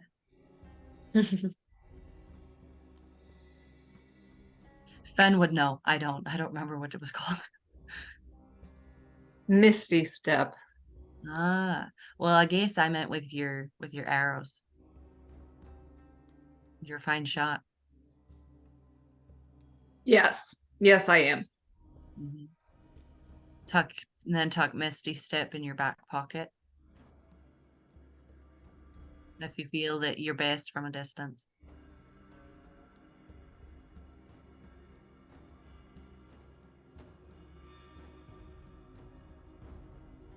Thoughts? I wish we had an idea what her defenses are. I feel like we would be better equipped. Molliver, that sounds like a you question. I don't know shit about it. From my knowledge of hags, they come in different flavors. Can I roll to see if I know any knowledge on her? Yeah, go ahead and make an Arcana roll.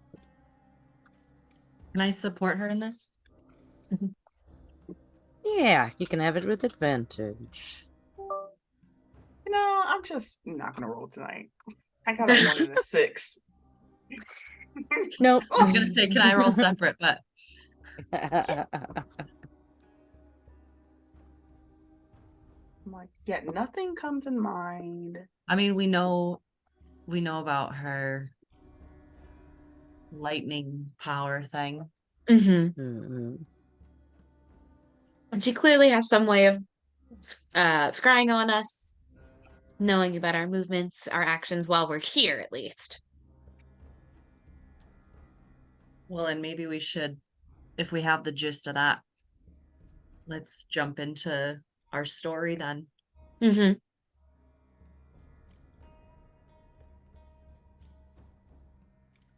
My Yep. other question would be for Mulliver,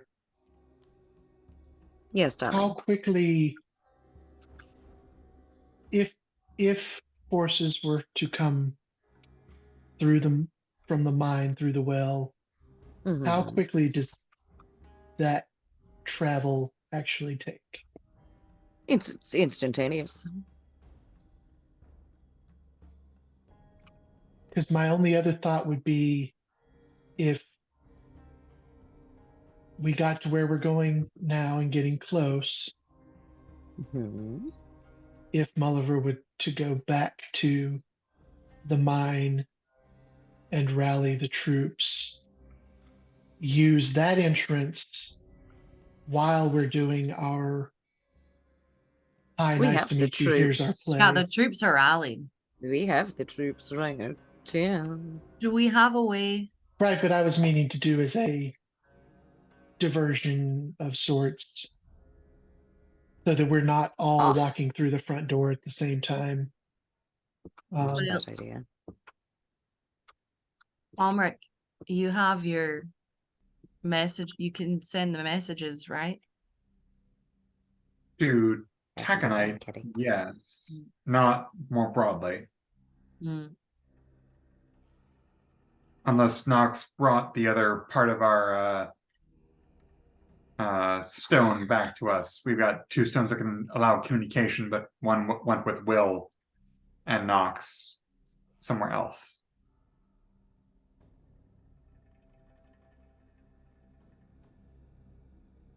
Especially if you gave it to Nox, she would still have it. Well, Mulliver, what was the plan for what our Corrid friends doing? They just They're just disappeared. tagging along, waiting for our call. What's the call? I'm assume we just yell and ask, yeah, charge, go, attack. Perhaps firework if once things get set off to summon the troops. I don't know if a firework with they're in the stone, so they probably wouldn't be able to see it. Won't be by any windows. Yes, they're in the ground, so really all we'd have to do is stomp a couple of times. It should be fine. We can write that in. For a terrifying monster, of course. Lots of stomping. Lots of Perfect. stomping. I agree. And we have an escape through the secret entrance in the mine under the stage. Yes. All right. Now, are the Korads able to burrow through any kind of stone?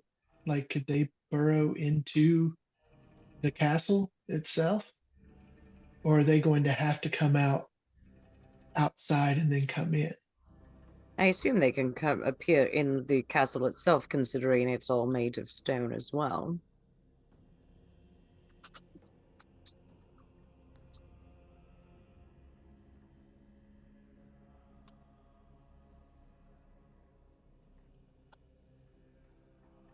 Have to time all this perfectly.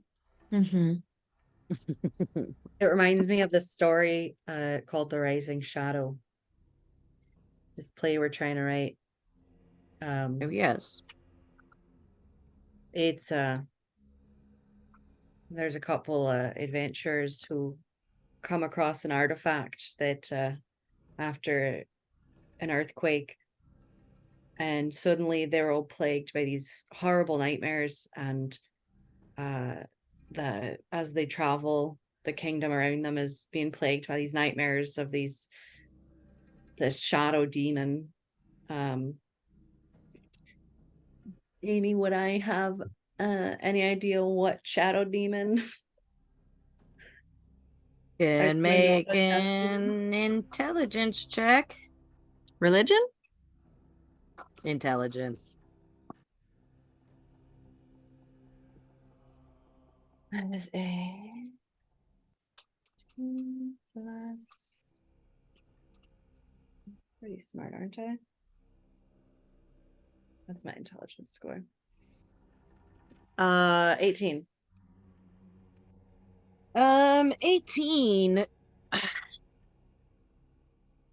Yeah, you'd probably have some ideas on shadow demons, but I don't have them, so I will have to get that to you. Yeah. Could we perhaps recast this part as some sort of dark goddess in which Endelyn might see herself? Like that. Mhm. Mm-hmm. Is that Juniper's role? Juniper, would you like that? I'm a cat. I don't know. She's like doing barrel rolls in her gaseous Barrel form. Barrel rolls. Barrel roll. Barrel. Owl barrel. Ow, barrel. I think I think she liked it last time, so she probably would enjoy doing it again. That sounds like I think that is a great story to use, Ben. And truthfully, we don't need to get too far into it. We can just do the exposition of a kingdom plagued by nightmares, and then as soon as the first appearance of the shadow demon starts, Juniper can come out. I can augment her with lots of the magic, and then we are off to the races. Right. I'm gonna send something in the Discord chat. Mhm. Here.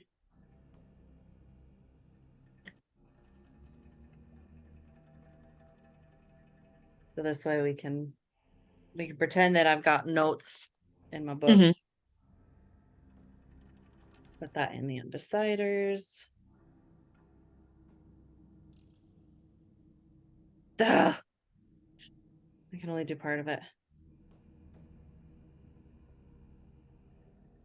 This is interesting audio.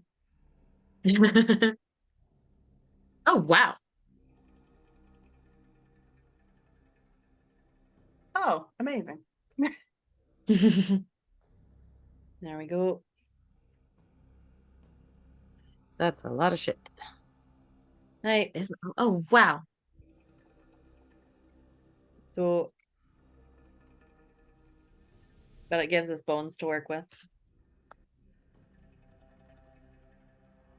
I mean, I don't understand if you already have a script, why you don't work from said script. Well, it doesn't have enough of the terror we need to convey.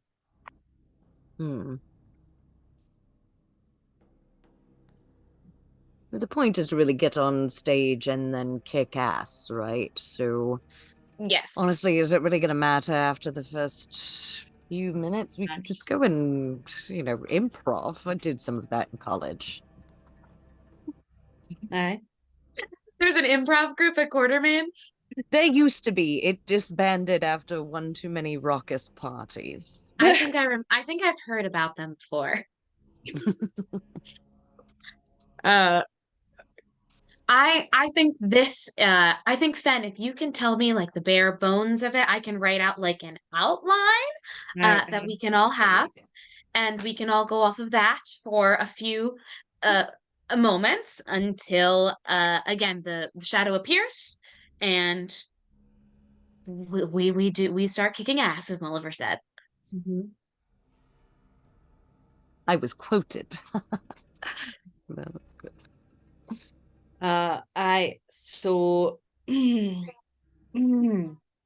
Ben is smarter than I am.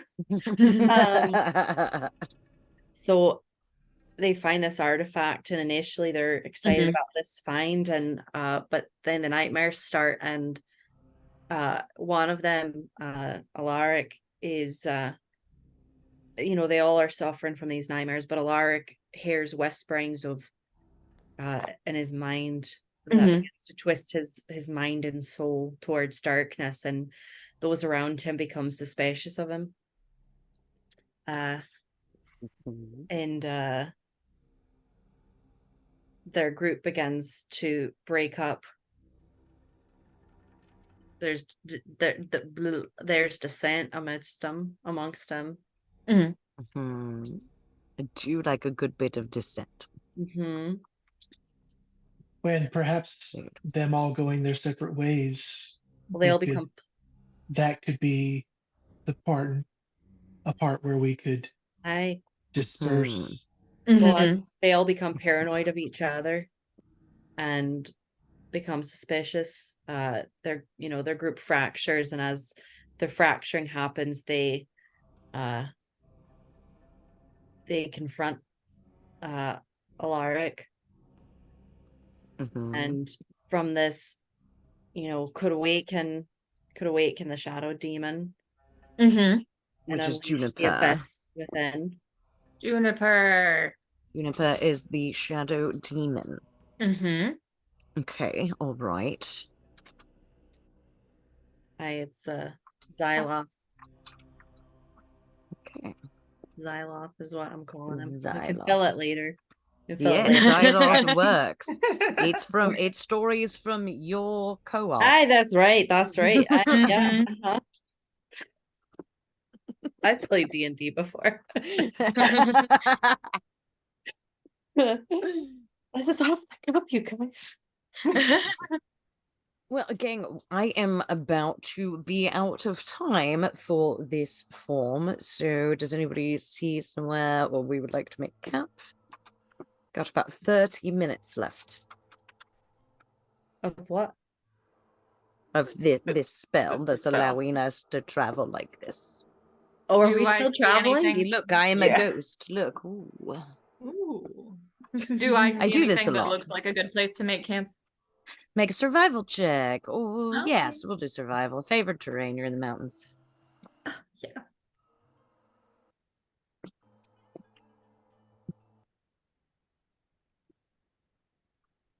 $26. 26. Yeah, as soon as you turn your head to look, you find just the perfect little spot. It's like this outcropping was just grown perfectly to fit your group inside. It's miraculous. There. Let us sleep there. Oh, good find. Oh, Let's go quite this perfect. way, everyone.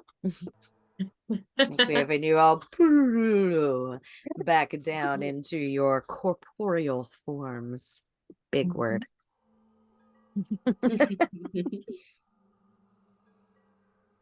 Well, I love doing that, just so you know. It is so much fun.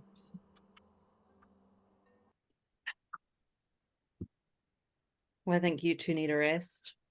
Pointing to Mhm. Echo and Omric. Mhm. Or I think we all need a rest by now. At least Who we're will getting be close. writing And you this know, you guys have been script? traveling for a hot minute. Yeah. This, I mean, out of character. This spell lasts for 6 hours. So you Mhm. guys have been traveling for the full 6 hours and have covered many, many miles. Mhm. So if you wait, hang on, wait. And Molliver pauses until there's a lightning strike and she points, and you all can see the outline of this castle as the lightning from the nearby mountains go racing towards the apex of it. Oh. Well, that's imposing. It's very An excellent ominous. place to make camp, I think you mean. Yes. Well, maybe here, not there. That is imposing and ominous. Yes. And this is great. That make Really this a nice great fun. place to make camp. Yes. It Mhm. is. I completely agree. I'm hungry. Who wants to give me something to cook? I'm sorry if you can hear Lady singing. She's having a field day. Singing. So I will once again place the crown on the ground and pull out some meat from within it, enough to feed Gave you Juniper and this. others in the party. Who gave you this nifty little present? The snow Tall, pushing. bearded, hat of holly. Oh, Yeah. We encountered some sort of being, the exact nature of which is unknown to me, that gifted this to us after some great adventure involving other beings of various sorts, including, among others, a quite violent pudding thing. I'm sorry. Did you say a violent pudding? It was a surprise to me as well. Yes. I preferred the man who gave us a ride home in his red sleigh. Yes. Oh, that He was superior, convenient. although did not have meat. Oh, that is a shame. What is this lovely little striped stick you've been clutching all day? I will show you. I'm gonna hold it out in front of me at arm's length and finagle this one end of it, and it will just stay there. What? Behold my stick. It is immovable. I try to push it. It does Push not up. move. Try it. I push it I will too. hang from it full body. Do a few Ooh. pull-ups. It can hold my weight. Off Could of we Which is drop this on? formidable. Could we drop this on the hag? It doesn't weigh much. It just stays put. Hmm. But if we could tackle her, push her to the ground with it, and click it with it right next to the floor where it's trapped on her throat. That's assuming she can't manipulate the floor. True. Is this a hard no or a maybe? If only we had 2 sticks. Okay.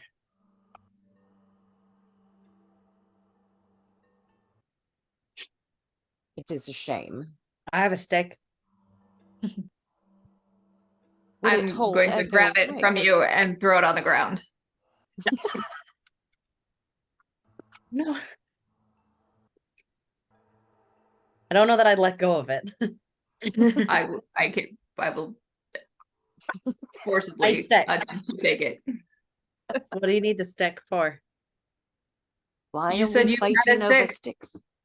I thought it might be tactically advantageous. It appears not to be. Well, not in your hands. It seems to be an inferior stick. I'm lucky I left my stick. There's at lots home. of sticks here, Echo, and I think one of them's right There's up your not. arse. You want me to find it for you? That seems anatomically incorrect. Aye, well, you're on it. And he's just gonna mumble under his breath and pick up his stick. Staff.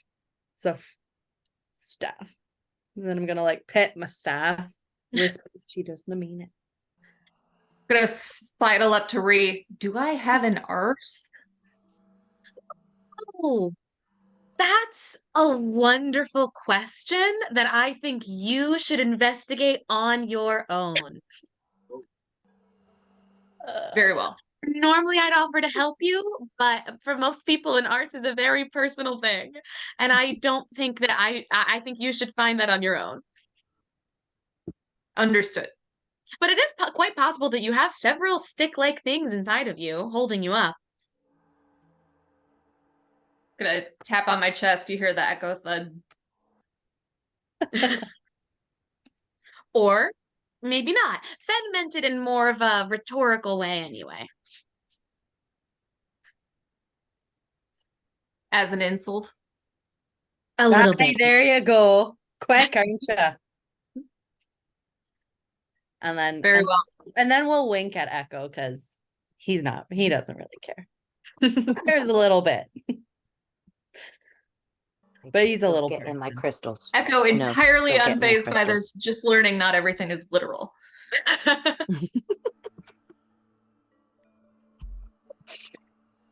All right, the smell right. of cooking meat fills That's the neat. little cavern that you all have taken refuge in. And Molliver kind of plops it down and like has helped herself to like this absolutely massive haunch of it. Left the rest of it to be food. Thank I you wish I very had much. some vegetables. It's been quite some time since I've had something other than meat or mushrooms. Kind of help you there. No, Yeah. we Real had shame. mushrooms. But That we do. Mm-hmm. Maybe I should learn a little conjuration. Wonder if that would work. Now, Ree, before she distracts you again with her conjuration talk, Mm-hmm. Yes. let's grab a bite and we can get to drafting. Yeah, that's a great call on your part, Fen. I will light up cast my mage hand Mala, and put a quill in it and as you and just scribe for you as we talk about the story in the script. Yeah.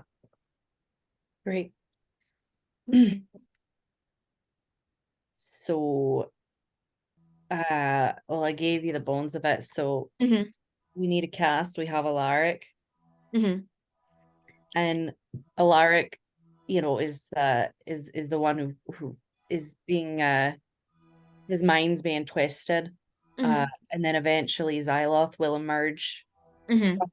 I feel like potentially Juniper here could become. We'd have to replace the characters. Perhaps I could play Alaric as the demon slash Juniper slash Xyloth, and Mhm. just from me, I could Mhm. sneak into the shadows during the commotion.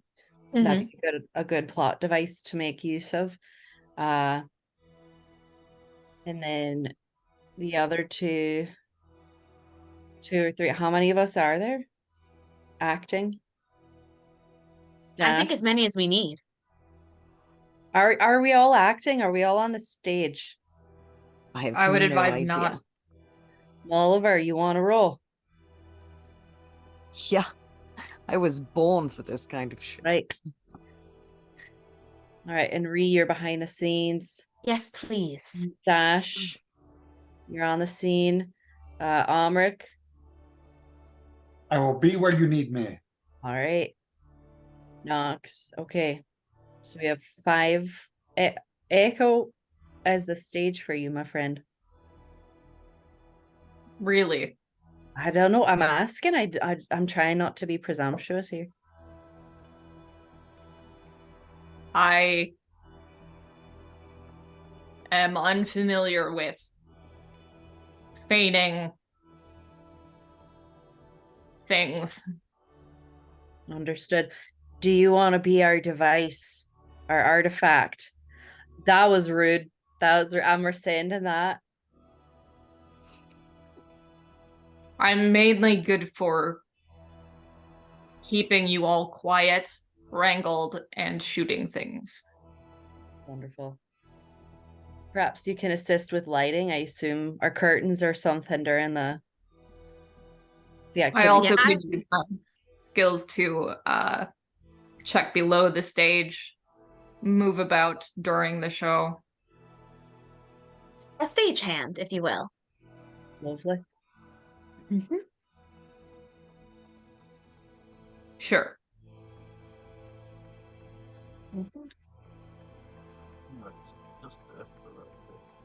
Oh, sorry, wrong one. I meant to ask ChatGPT.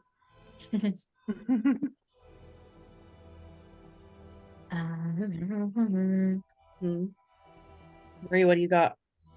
No, I'm just writing down the cast, our script, and just taking notes generally and humming as I do it.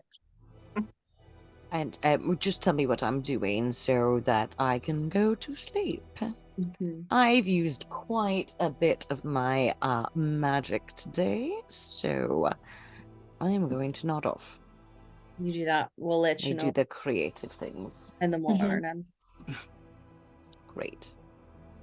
Good night. I can help Juniper prepare.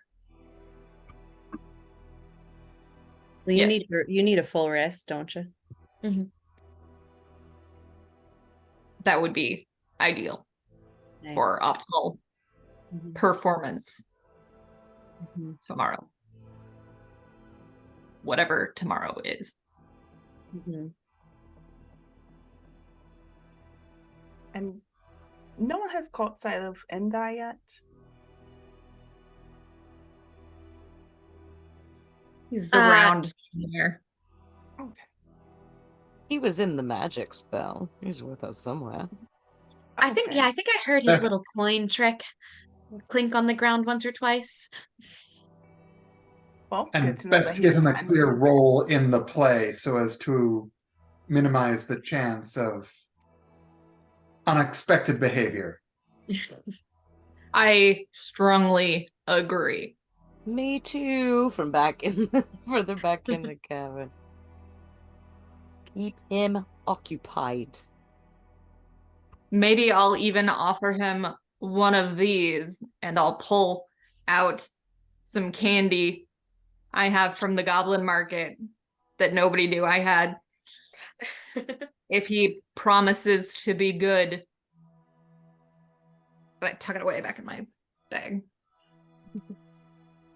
Did the man get the slave did the man give you that as well? Did he get candy from the goblin market? No, I took it. Oh. Mainly so Indi could not. Mm-hmm. Oh, I get the intention. We know Ride what with one of them candy. does. It certainly makes a spectacle. Plan B, try the candy and see what happens. And that's a part of the show. Do it right now, too. Or it's an accidental medical emergency that causes this. Oh, we'll be fine. Mm-hmm. It's one way to find out. Oh no, he's foaming at the mouth. We've got to get him. We've got to get him away.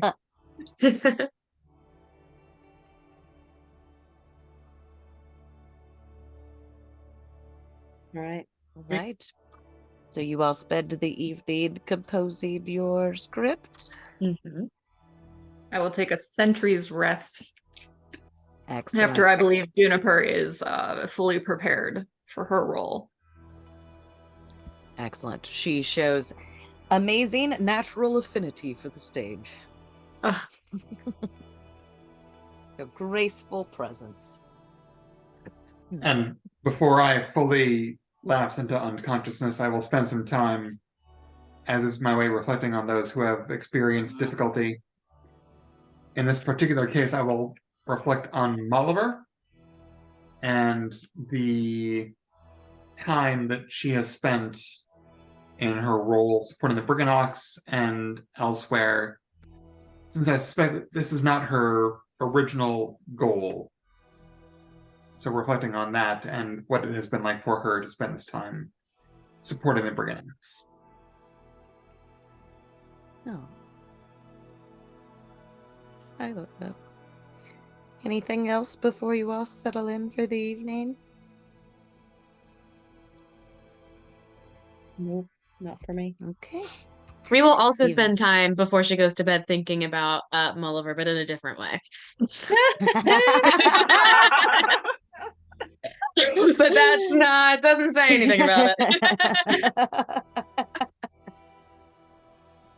I love Molliver. All right. Eventually, sleep comes to you all. Would like everyone except for Echo to make a Constitution saving throw. Echo, you can make a perception check. Don't start spitting those numbers at me yet.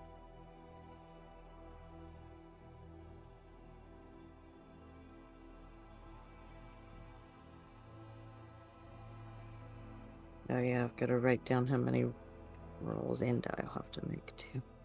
All right, Amrik. One moment, please. No, tell me right now. You can.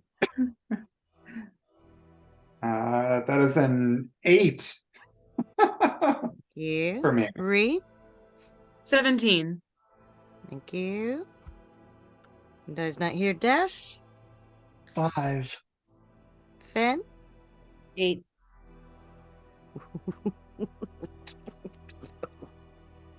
All right. Echo, what was your perception check? Dirty 20. A dirty 20. The night passes much as the day passes. Wind and darkness and lightning. But you do, as you become more aware, start to notice patterns. And Dash had mentioned something earlier about watching the lightning, and so it brings your concentration into it. And you notice that lightning strikes are very common. They hit with pretty regular pace. And you see them slam into these various lightning rods that have been placed atop these mountains. But you also notice that the lightning is also diverted in a direction towards the castle. So it's like it hits the lightning rods and then immediately leaves to another, and then another, and another. It's like it's chaining itself up to the castle. And you can see where it is converging on the top point of that castle from every direction at regular intervals. But the evening does pass. You all wake up, find yourself refreshed, renewed. Malavo goes, oh, I feel much better. Those are big deal spells to get moving about like that, you know. Just saying. Right, well done. What's the plan? We're gonna go knock on the door? I think that is the next step, yes. We can be there in a few hours on foot if there's anything Mm-hmm. you all would like to prepare. I would love to get us there faster. However, I would also like to hang on to that magic just in case. I think we can use that time to discuss our roles and rehearse our lines a bit. Mm-hmm. Wonderful. Shall I lead? Let's do it. I will follow. Onwards then. She leads you up back to the main path, and you all begin on your trek, the castle looming ever closer in your sight. What would you like to do?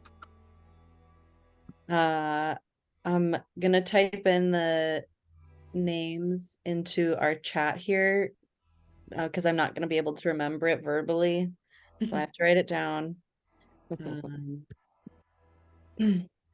So I'll be playing Alaric, and then Juniper will become Xyloth, the Shadow Demon. Okay. And then we have the other travelers.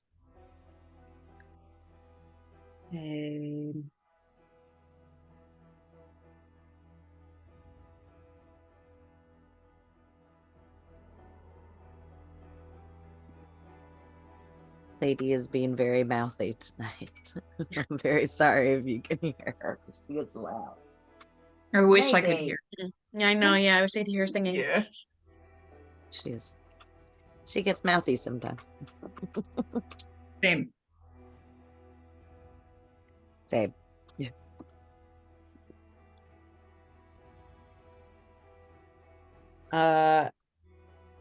We also have Eris the wizard, who is also plagued by these nightmares. Okay. One of the first to become paranoid and voice dissent. Mm-hmm. And then we have Alara. How many of us are actually going to be on stage? 5 or 6, including Me. Juniper. Okay. Well, Are we Juniper bringing in Juniper and I will onto not be the on stage as well? Well, I don't think we need all of us. Better yet, who's not going to be on stage? Me. All right. All right. Those two. Perfect. Maybe I shouldn't be on stage. Maybe it's better that I not. Why'd you say that? Why not now? Well, you know, just So you can be near Ree. even distribution of resources. Of course. Why would there be any other reason? Well, I was thinking that we could have Echo, Ree, and Nox in the background, as well as Endai. No, Nox. Indai needs to be on the It needs to be on a stage stage, performing a aye. role. All right. Yes. Well, we'll do that. Dash, where will you be? I can do whatever you guys would like me to do. Um, it really doesn't matter to me. I'm not very good at remembering lines, so I guess technically being impromptu is probably better. That's all right. I have a script for you, and I'll hand Dash a Uh-huh. script that I wrote. Dash, Hand yeah. everybody scripts that I wrote. And I can play Aris, Okay. who is the first to become paranoid and voice the dissent, and then we can have Alar. It's Alara, but we can rewrite it as Alar. A cleric. You don't have to type it all in either, Leah. We I'm not record gonna this. be I able can to. go back. We Okay. record it. I can go back Okay. and listen I'm to it. like, I can't keep track of it all otherwise. It's okay. Yeah. Just One don't of the get other too bogged down. dissenters, and then Omric can be Lion. Sure.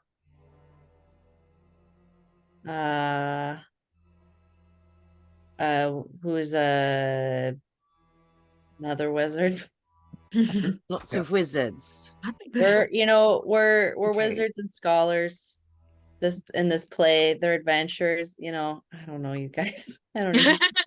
And our only wizard and scholar is not in the play. Well, Correct. Speak for Safety yourself. reasons. So I think that's all we need. All right. Endai is Eris. Dash is Alar. Almeric is Lion. And I'll be Alaric, and Juniper will become Xyloth as Great. So not needed the on rest stage. of us. Hi. Oh.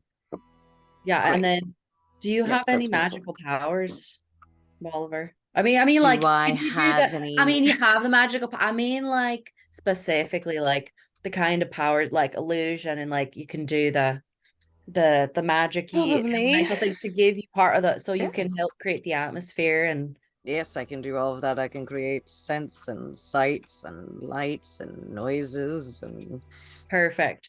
Because we can time it all out. that's really beginner kind of stuff. I could probably teach you, well, maybe not you, but Well, probably maybe the mechanical one. I could probably teach them how to do it. But if we have, all 4 points, like around between if Echo can do some of that too, Molliver and Nox, we can perhaps have Molliver and Nox in the back by the audience, and then Echo and and the rest of us on the stage. We can have all an immersive experience. It will just be not only a cunning plan, but a real knockout production, I think.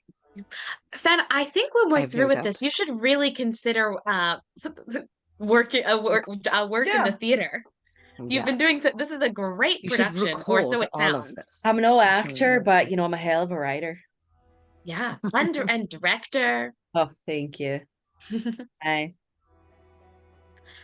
I just hope that we are given the opportunity to execute your vision as necessary.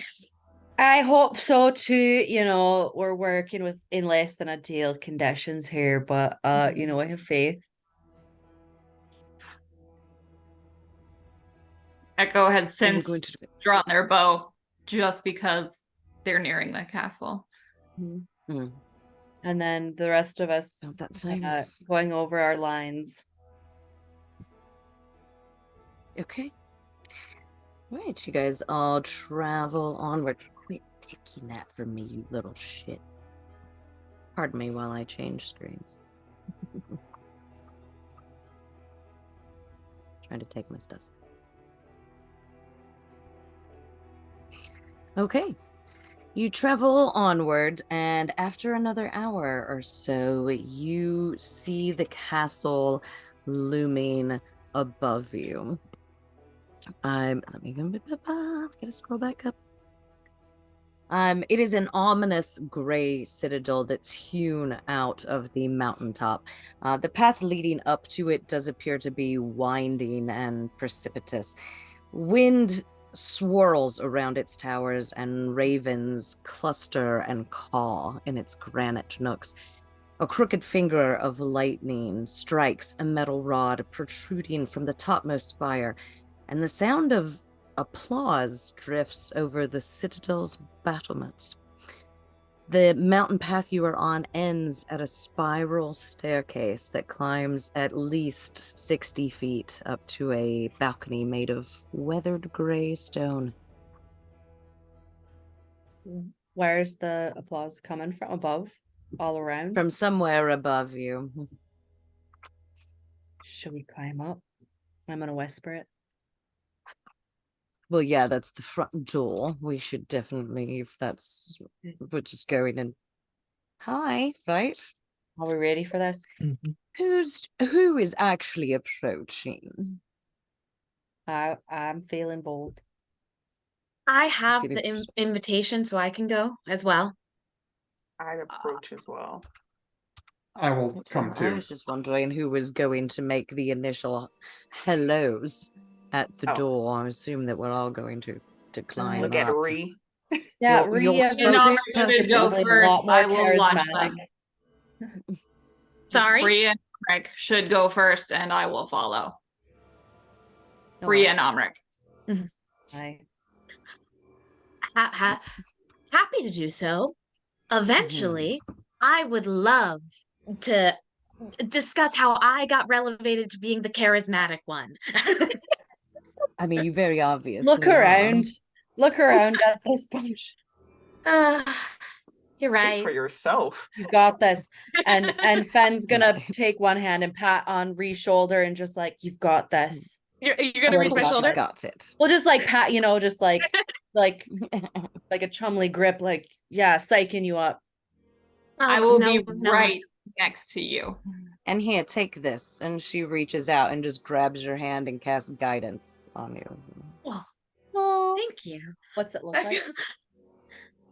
It doesn't really look like anything. It's just a little warmth that kind of hits your fingertips, and you feel it. Oh, well, that's Run up you. okay. I do feel better. All right, Of course let's go. I guess I will lead. I will you do. follow. Oh my gosh. I'll come in third next to Echo. I will position myself directly behind Ree and Amric. Knowing I Behind should everyone. I'll bring up the rear, of course. Side note, timeout, just so you know, Molliver has a 20 charisma. Oh my god. I was gonna say I have an 18. That's what I thought. I was like, wait, why is she trying not to leave right now? -2. Okay. Mine If it's isn't a bad. +5. It's a +1, which is why I'm genuinely asking why. No, it's okay. It's Look, funny. compared to me, You have the you're invitation. amazing. I do got have the this. invitation You're amazing. and a can-do spirit. I don't And trust that's these what's others. important. I know the two most logical people in this group. I was gonna dissent against Molliver not, taking up the rear, but the die's been cast. I'm fine All with it. right. Known You all quantities. begin ascending this massive spiral staircase. And after a little while, you reach the front doors, which are just a simple set of stone doors set into this mountainside. You see no knocker, no handles. Just a door. Mm-hmm. Do, Oh, do, well, do we yeah, I do. announce ourselves? maybe We don't have I'll a herald. knock. I can just knock, and I do a really light little tap. Deet, deet, deet, deet, deet. The door is flung open inwards. And there is a goblin standing there in a jester's outfit with a scepter in one hand, and he goes, "It is about time. Follow me." And he turns and walks into the mountainside castle. not Love this anything. This will already. be interesting. Great. I will follow. Yeah. Let's go. All right. You step into a decorated hallway in which a kind of discordant chamber music plays.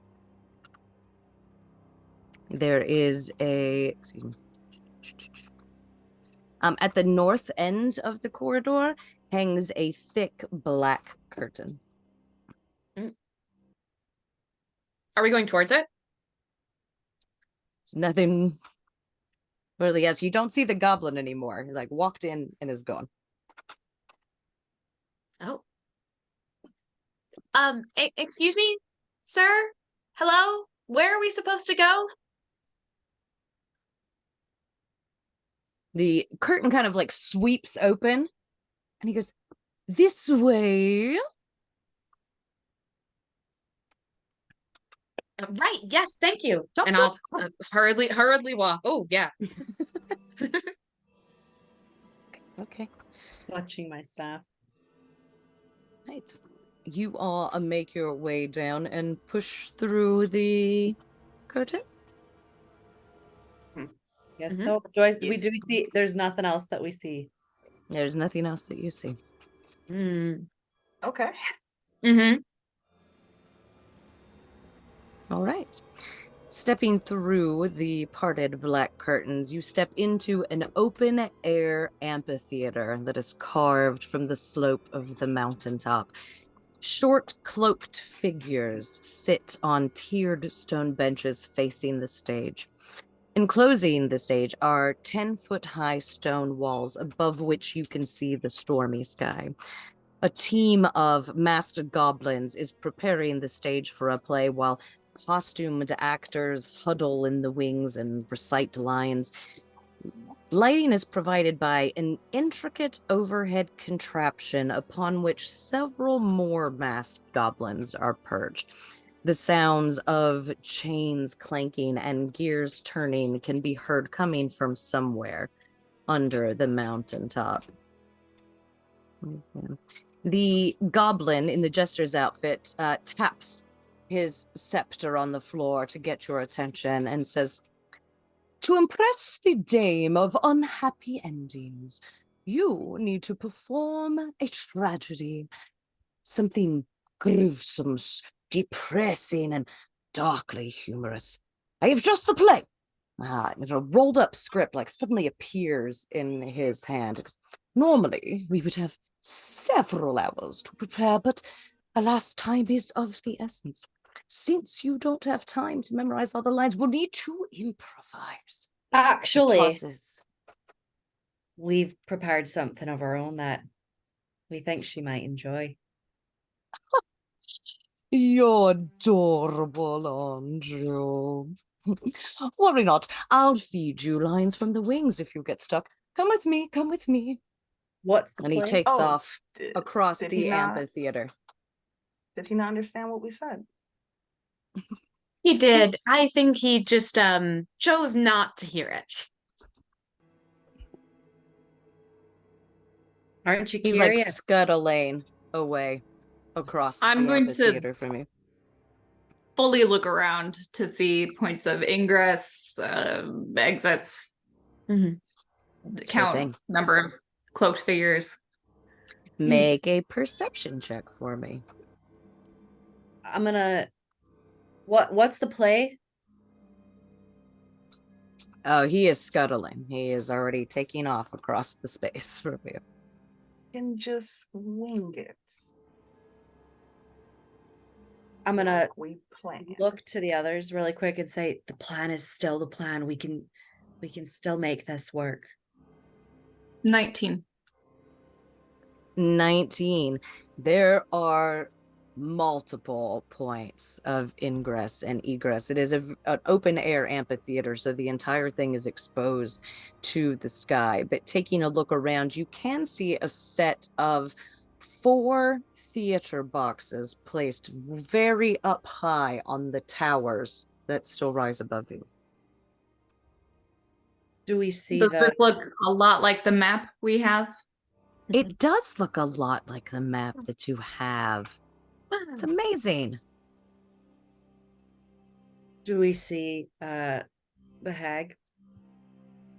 You can make a perception check for me as well. And also, Echo, you asked how many cloaked figures there are. Dozens and dozens and dozens. Hello, lady. 18. 18. You do not see the hag at the moment. Do I see a box? Are the boxes full? There is currently nobody occupying the boxes that you can see.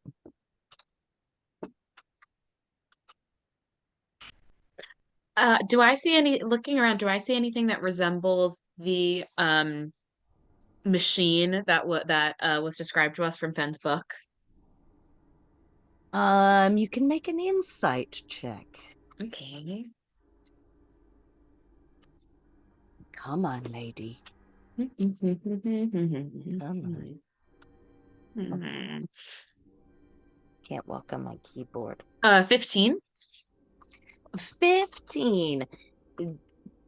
You can see the red velvet curtains. You can see the insanely thick cords that are all of the contraption riggings for the lights and the curtains and the props. But you don't see anything that's quite like Fenn tried to describe with a spinning sort of contraption. Okay. Are we being ushered to the larger stage? He is moving past the stage, like all the way across the amphitheater. Like he's cutting between the front of the stage and the front row of the audience. From the map that we've seen and from what I was able to roll with my perception check, do I see any way to get up higher onto the roof? Do I see anything? There's not really a roof. There's the open air amphitheater, and then there's two towers, but they're like cut out of the rock itself. So it's like it almost like juts out and attaches to the rock. You could potentially move up to a higher level, which is where the goblin's going up to, a slightly elevated place. It's like staircases that cut through the audience. And then, I mean, you could obviously get inside the two. You may be able to scale the outside of the tower, potentially, if you had the right gear. You don't know how well that would go down in full view of all of this. Cool. I have spider climbing boots. I want Could certainly get try. next to Reeve and whisper in her ear, how long does your invisibility spell last? Oh. It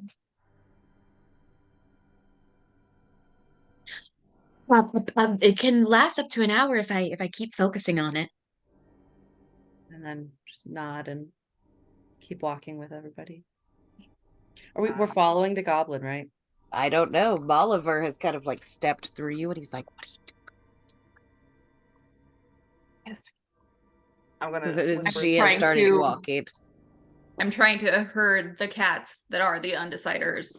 I am walking. I guess I following the assumed we were following the goblin.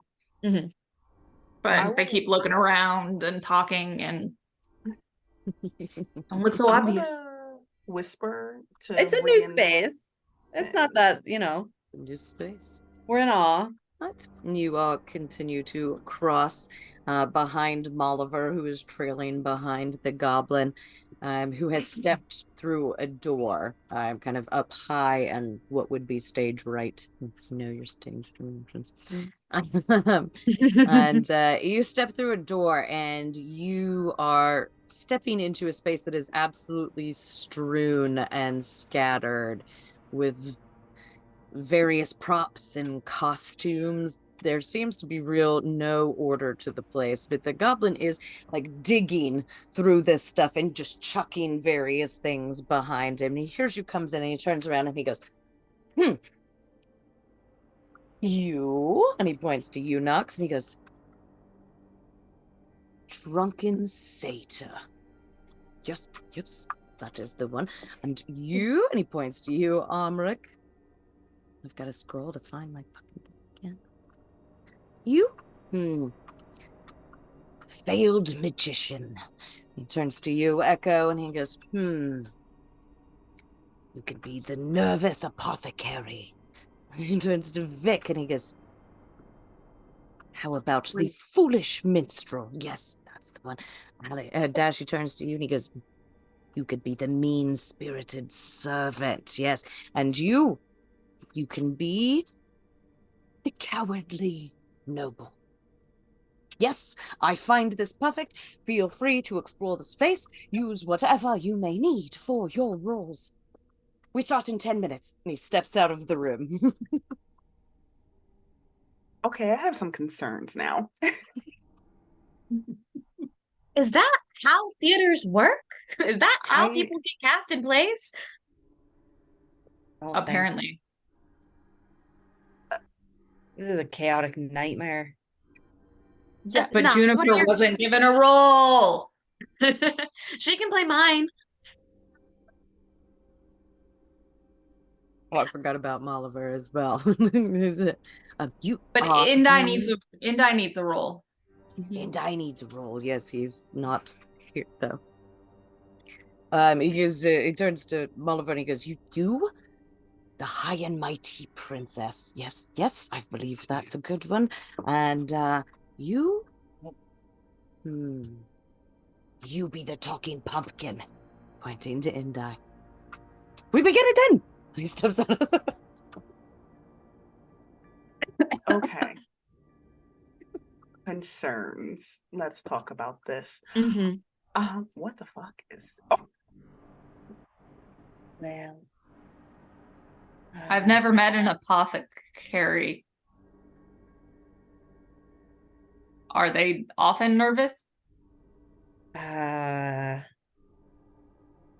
don't meet many. I look at Ree. Would you know? I mean, Well, I've met some apothecaries. Some of them are nervous. Some are more confident than others. Depends on the person. Yeah. Was that all of your concern, Nox? Just what the fuck? Yes. The darkness idea is not going to necessarily work. Well, I don't know about that. We got to look at that lighting rig. I think we could still set a distraction. Oh, I think we should use that. Oh, we can definitely cause a distraction. I It's think not a we problem. just at one point we need to, accidentally trip and fall and like rip a curtain down, or feed Indai some candy? feed him some candy, or start a fire, or Juniper should rampage or something. And during that, one or more of us should, I think the plan could still work. It's just a bit more chaotic now. I But think we don't- we should still go with the play idea. You do? We've just been given new roles. And if we're looking for a signal to start, I think I may have something in mind. What's that? I'm hesitant to say. And then Fen is gonna like pretend to like hand speak, like, can you mime it? Oh. Oh, wait. I'll grab my notebook and a quill and hand it to Omric, and we can all kind of gather around the notebook. I don't trust your notebook. It's fine. It only sends the messages when I do the thing. It just sends it to my mentor. It's fine. It's not creep. It's not a thing. Keeps me in touch with home, that's all. Fine. I don't fuck trust it. your notebook. Read, you have some parchment. We can Of course I have tape. Do I have parchment? Here. Good I day. have some Parchment for too. days. It is, some of it is written on, some of it's half pieces of paper, but it is paper.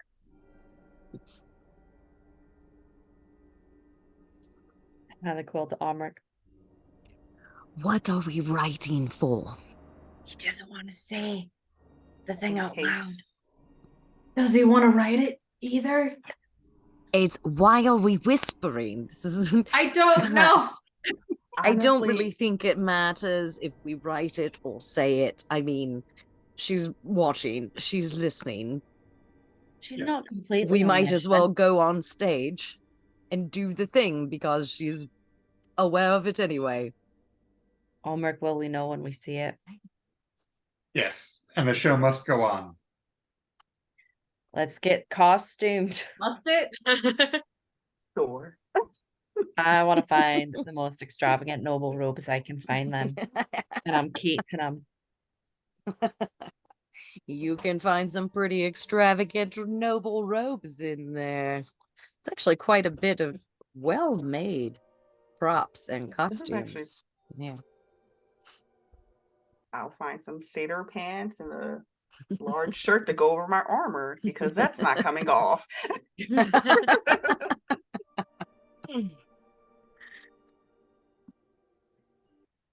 Right, Yeah, you all out. Dash would sidle up to Omric at some point while the other people are talking. You would just go, how am I supposed to be mean spirited? What exactly is that supposed to look like? I mean, I've seen people be mean, obviously, but like trying to get into this role, and I'm not really sure what that's supposed to look like. Would you like to be the drunk satyr? Wants to play. I mean, Not really. I've had 4 arms before, so having 4 legs might not be as weird. What? I don't think satyrs have But- 4 legs, but 4 arms. huh? Let's. You know, we I only don't- we only have 10 minutes. d- We only have. I 10 don't minutes. know. They give us a script. I'm confused. No. No, Did he you said he's say- going to feed us lines. Are lines edible? No. He is going to say lines to us and then we can repeat them. Okay. God, it's gonna be great. Do we even know what the play is? Does anybody have any idea? We're just alone in this dressing room? Can I look around the room for like clues of like, do the props and costumes seem to indicate anything about the story? Sure, make an investigation check. Okay. I fell out of my thing. Ooh.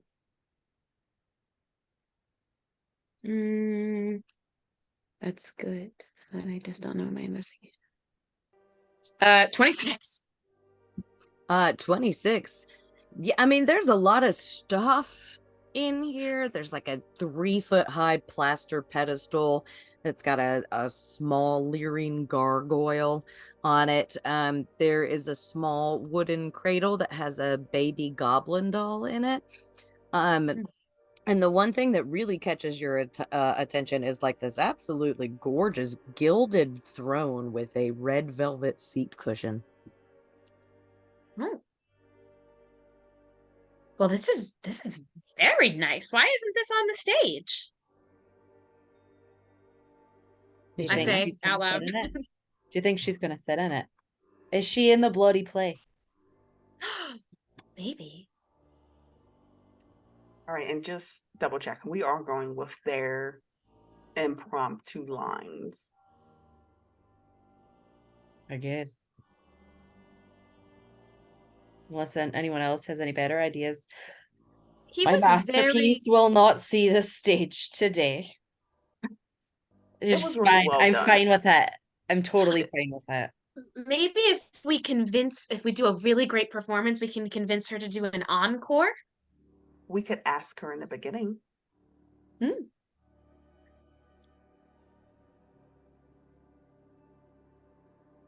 They didn't seem really interested in hearing what we had to say. No, he seems very I think we have to go along with this plan or we cannot be on the yeah. stage. Okay. Joke. All right.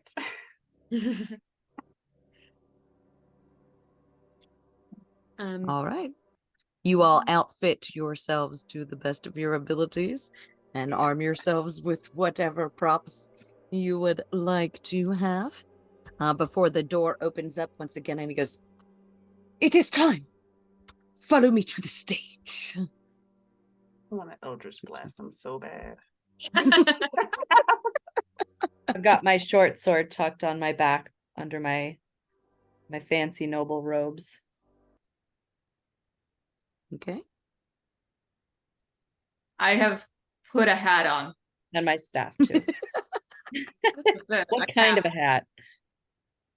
A cap, such as an apothecary might wear. An apothecary, as it were. An apothecary. That's going in the Apothecary. Get out of here. I'm the only one that gets to make those stupid words. And leaning on Juniper, acting advice here. I don't. Can I bring my bow on stage? I wouldn't should Juniper have just your looks thing at you, down. shrugs her big shoulders, and keeps trudging along. I'll see if I can grab a bottle of anything. Oh, that's a From great fucking There idea. are lots of bottles. I'm gonna take my flask out and take a big fucking drink. Anyone else? Ow. Please. Yeah. Ow. We will like chug it. And I'm a minstrel is what I am. I have grabbed the largest like sheet or sack and am wrapped in it, and my head is just barely peeking out. Like, I don't want to do this. It's gonna be okay, Ree. Trust me. We could fight right now. Fight who? There's Whoever. about 100 goblins in there to pick from. Are they all goblins? I'm not I guess sure. there's one way to find out. Can we peek our heads out? Can I peek my head out? It is completely dark out there. And you all are lingering behind, and the goblin turns around and like shakes and rattles his scepter at you, and he goes, Sorry. Sorry. All right, you all step your way out onto a darkened stage before the curtains in front of you are pulled back with much fanfare, and you view a sea of little faces in dark cloaks and hoods. And in one of the boxes far above sits a figure looking down at you with gold opera glasses, seated next to a very large dandelion and a woman in a moon mask. And that's where we'll end for tonight. No.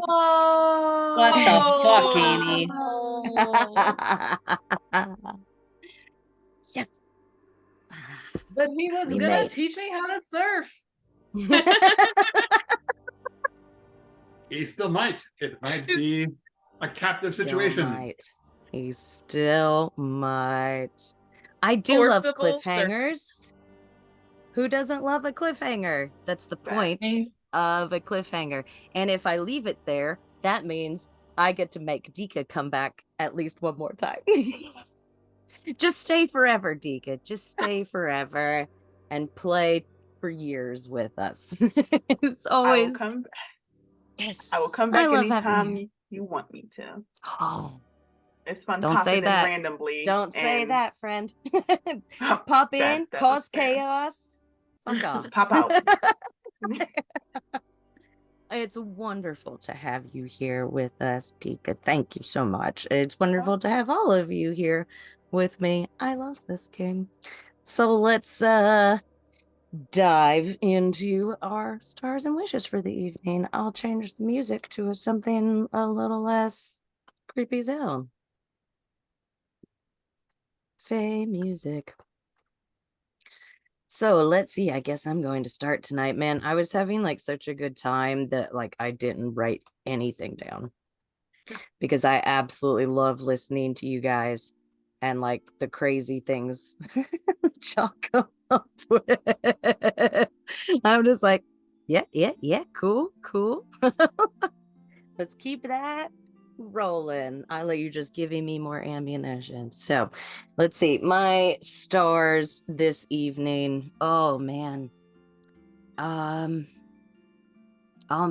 Probably trying to explain what Omric and Echo have been up to while not with you. Because it's just a string of nonsense words. And everybody's like, okay, I guess we're just not going to question this. Let's go. Love that. That's wonderful. Oh man, my wishes for us this evening. I love this game. I love everything about it, and it's hard to say that I wish for anything else because I love it. It's my happy place. It's playing this game with you guys. I love it. So that's enough about me this evening. Let's go to Michael. You're up first. Haha. All right. All right. Well, I think my star this evening is probably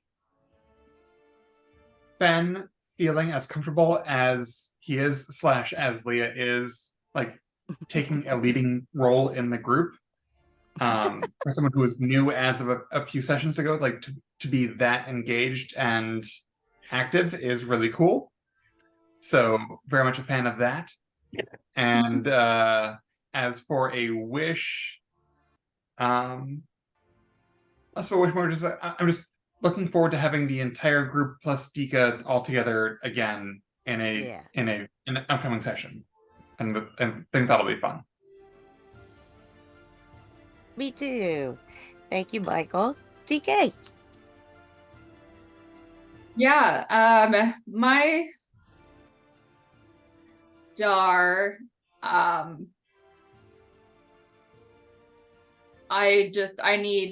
need more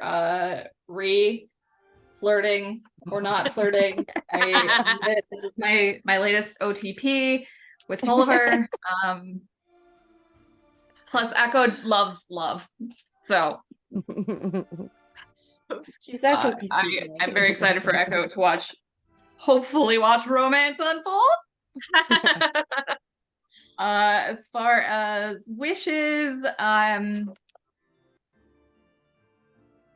I just want some shenanigans. Now that we can't just sit around planning shenanigans, I am ready for shenanigans to happen. Say shenanigans one more time. How are they next gonna session's gonna be fun do this? It's gonna be a fun one. Excellent. Thank you, DK. Victoria. Hi. My star, it was very small, but Dash earnestly asking how to be mean-spirited and wanting to do a good job acting was such a sweet moment that made me so happy. I love that too. Yeah, and I think I will echo what DK said and just say shenanigans. And I wish for more wrenches to be thrown into our plans. See kind of what happens when they do. As unfortunate it is that our wonderful plans get thrown out the window.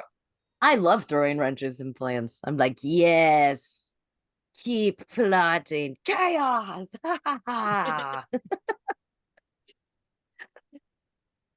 Thank you, Victoria. Leah. My stars. Hmm. Yeah, there was a lot about this session. I feel like Echo and Almeric's complete reluctance to explain what the fuck happened. I kind of loved that because it was so in character for them, and it was just so much ridiculousness, and I'm like, I don't even know what to ask. It was I feel like my imagination ran wild, and I loved that. I do want to find out. Casually goes, we went to the past and then the future, and then we brought a Christmas And pudding then back. that's the total details that they gave us. So like, okay, yeah, that's very in character. Thank went you. to the past and then the future and then back. We just accepted it as a group. We're like, Love it. this makes Okay, sense. that Okay. happens. We've been in the Fae for a while. Yeah. And then my wishes. Way too long. It's too normal. Yeah, my wishes. I kind of hope for shenanigans, but more specifically, I want us all to just come full force with our own brand of shenanigans. Yeah. And like I really want less withholding, and like I just want us all to be like, we don't know what's happening, and I'm just so excited to like, I hope that we can all bring the shenanigans games. I always have to get you guys to the shenanigans, but once the shenanigans are upon you, and it's I've awesome. never Just had, have to I get don't you think there. we've really done combat before since I've been in. We had the one with the kite, but that was very brief. So I actually have not been in combat with you guys. So I think that's why I'm kind of hoping to really see that. Have we? We don't do a ton of combat, so Which We I don't do a love. ton of combat. I'm here for the role play. I love that. You should have been there for the pudding. I want to know what happened with, I'm guessing it was a mimic. Yeah. I don't know. No, okay. It was a That's what giant Christmas pudding. Giant sentient Christmas pudding. That's what happens. A Christmas pudding, if you will. It's on YouTube. You'd really like to see it. Thank you, Leah. Alex. Let's see. My star, technically I have two because they're very different, but they're also kind of the same, occupy a similar space. Like, well, that's not going to make sense. But anyway, I loved the moment between Finn and Echo where we actually like see some like little sparks and you know, jabs back and forth. You know, because Echo is always so dry, you know, most of the time, but then getting to see these little emotional flare ups where you're like, wait a minute, what? Yeah. And just seeing the like more human characteristics every once in a while really shining through, and I love that. But then I also really loved the Ree and Molliver, like just the Ree's over the course of a 1 hour discussion going from why is this person flirting with me to I'm here for it.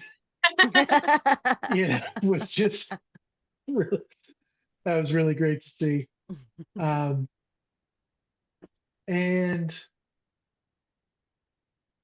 I think my wishes are just kind of the same as everybody else. I wish It's time for I had the benefit of hindsight to see, you know, how we're going to get out of this situation. Yeah, it's just one of those. I'm just kind of excited to see what's going to happen because how Dash wants to react and how other people want to react are going to be different and not necessarily beneficial for any other party involved. So it's just one of those, we're applying the heat to the pan of popcorn right now, and I'm just really, I wish we had all those kernels like popped and ready to go. Like I'm just, You ready to pop? yeah. Oh, it will pop, my friend. It will pop. Thank you, Alex. Tika. Oh gosh, this is so everyone said everything of mine.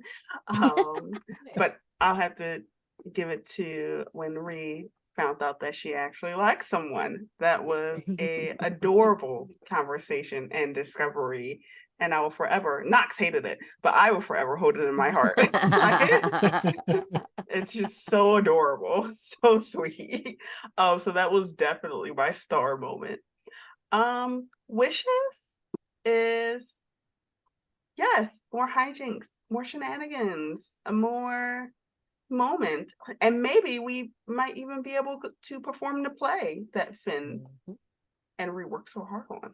It'll be great. That It'll be dream a is dead. waste. I know it's so Man, you dead. haven't been given anything. You haven't been given a script. You haven't been given a plot. You can pretty much do whatever. We'll see. You're just kind of like, Like, So, okay. We can leaves it definitely wide try. open for hijinks. You can most certainly try. Thanks. Thank you so much, DK, and thank you everybody who might be listening. I'll say a special hi to James tonight, because James listens to us faithfully and talks to me about it on the regular. So we will give him a special shout out this evening, and maybe he'll hear this and go, and by then I'll have forgotten about it, and I'll go, oh yeah, that's right, I did say hey to you. Anyway, so thanks for listening, and thank you to my wonderful players for being here. And make sure you do all the things you're supposed to do when you like a podcast. And we'll be back in a couple of weeks, and we'll see you then. Everybody say bye. Bye. Bye. Bye. Bye.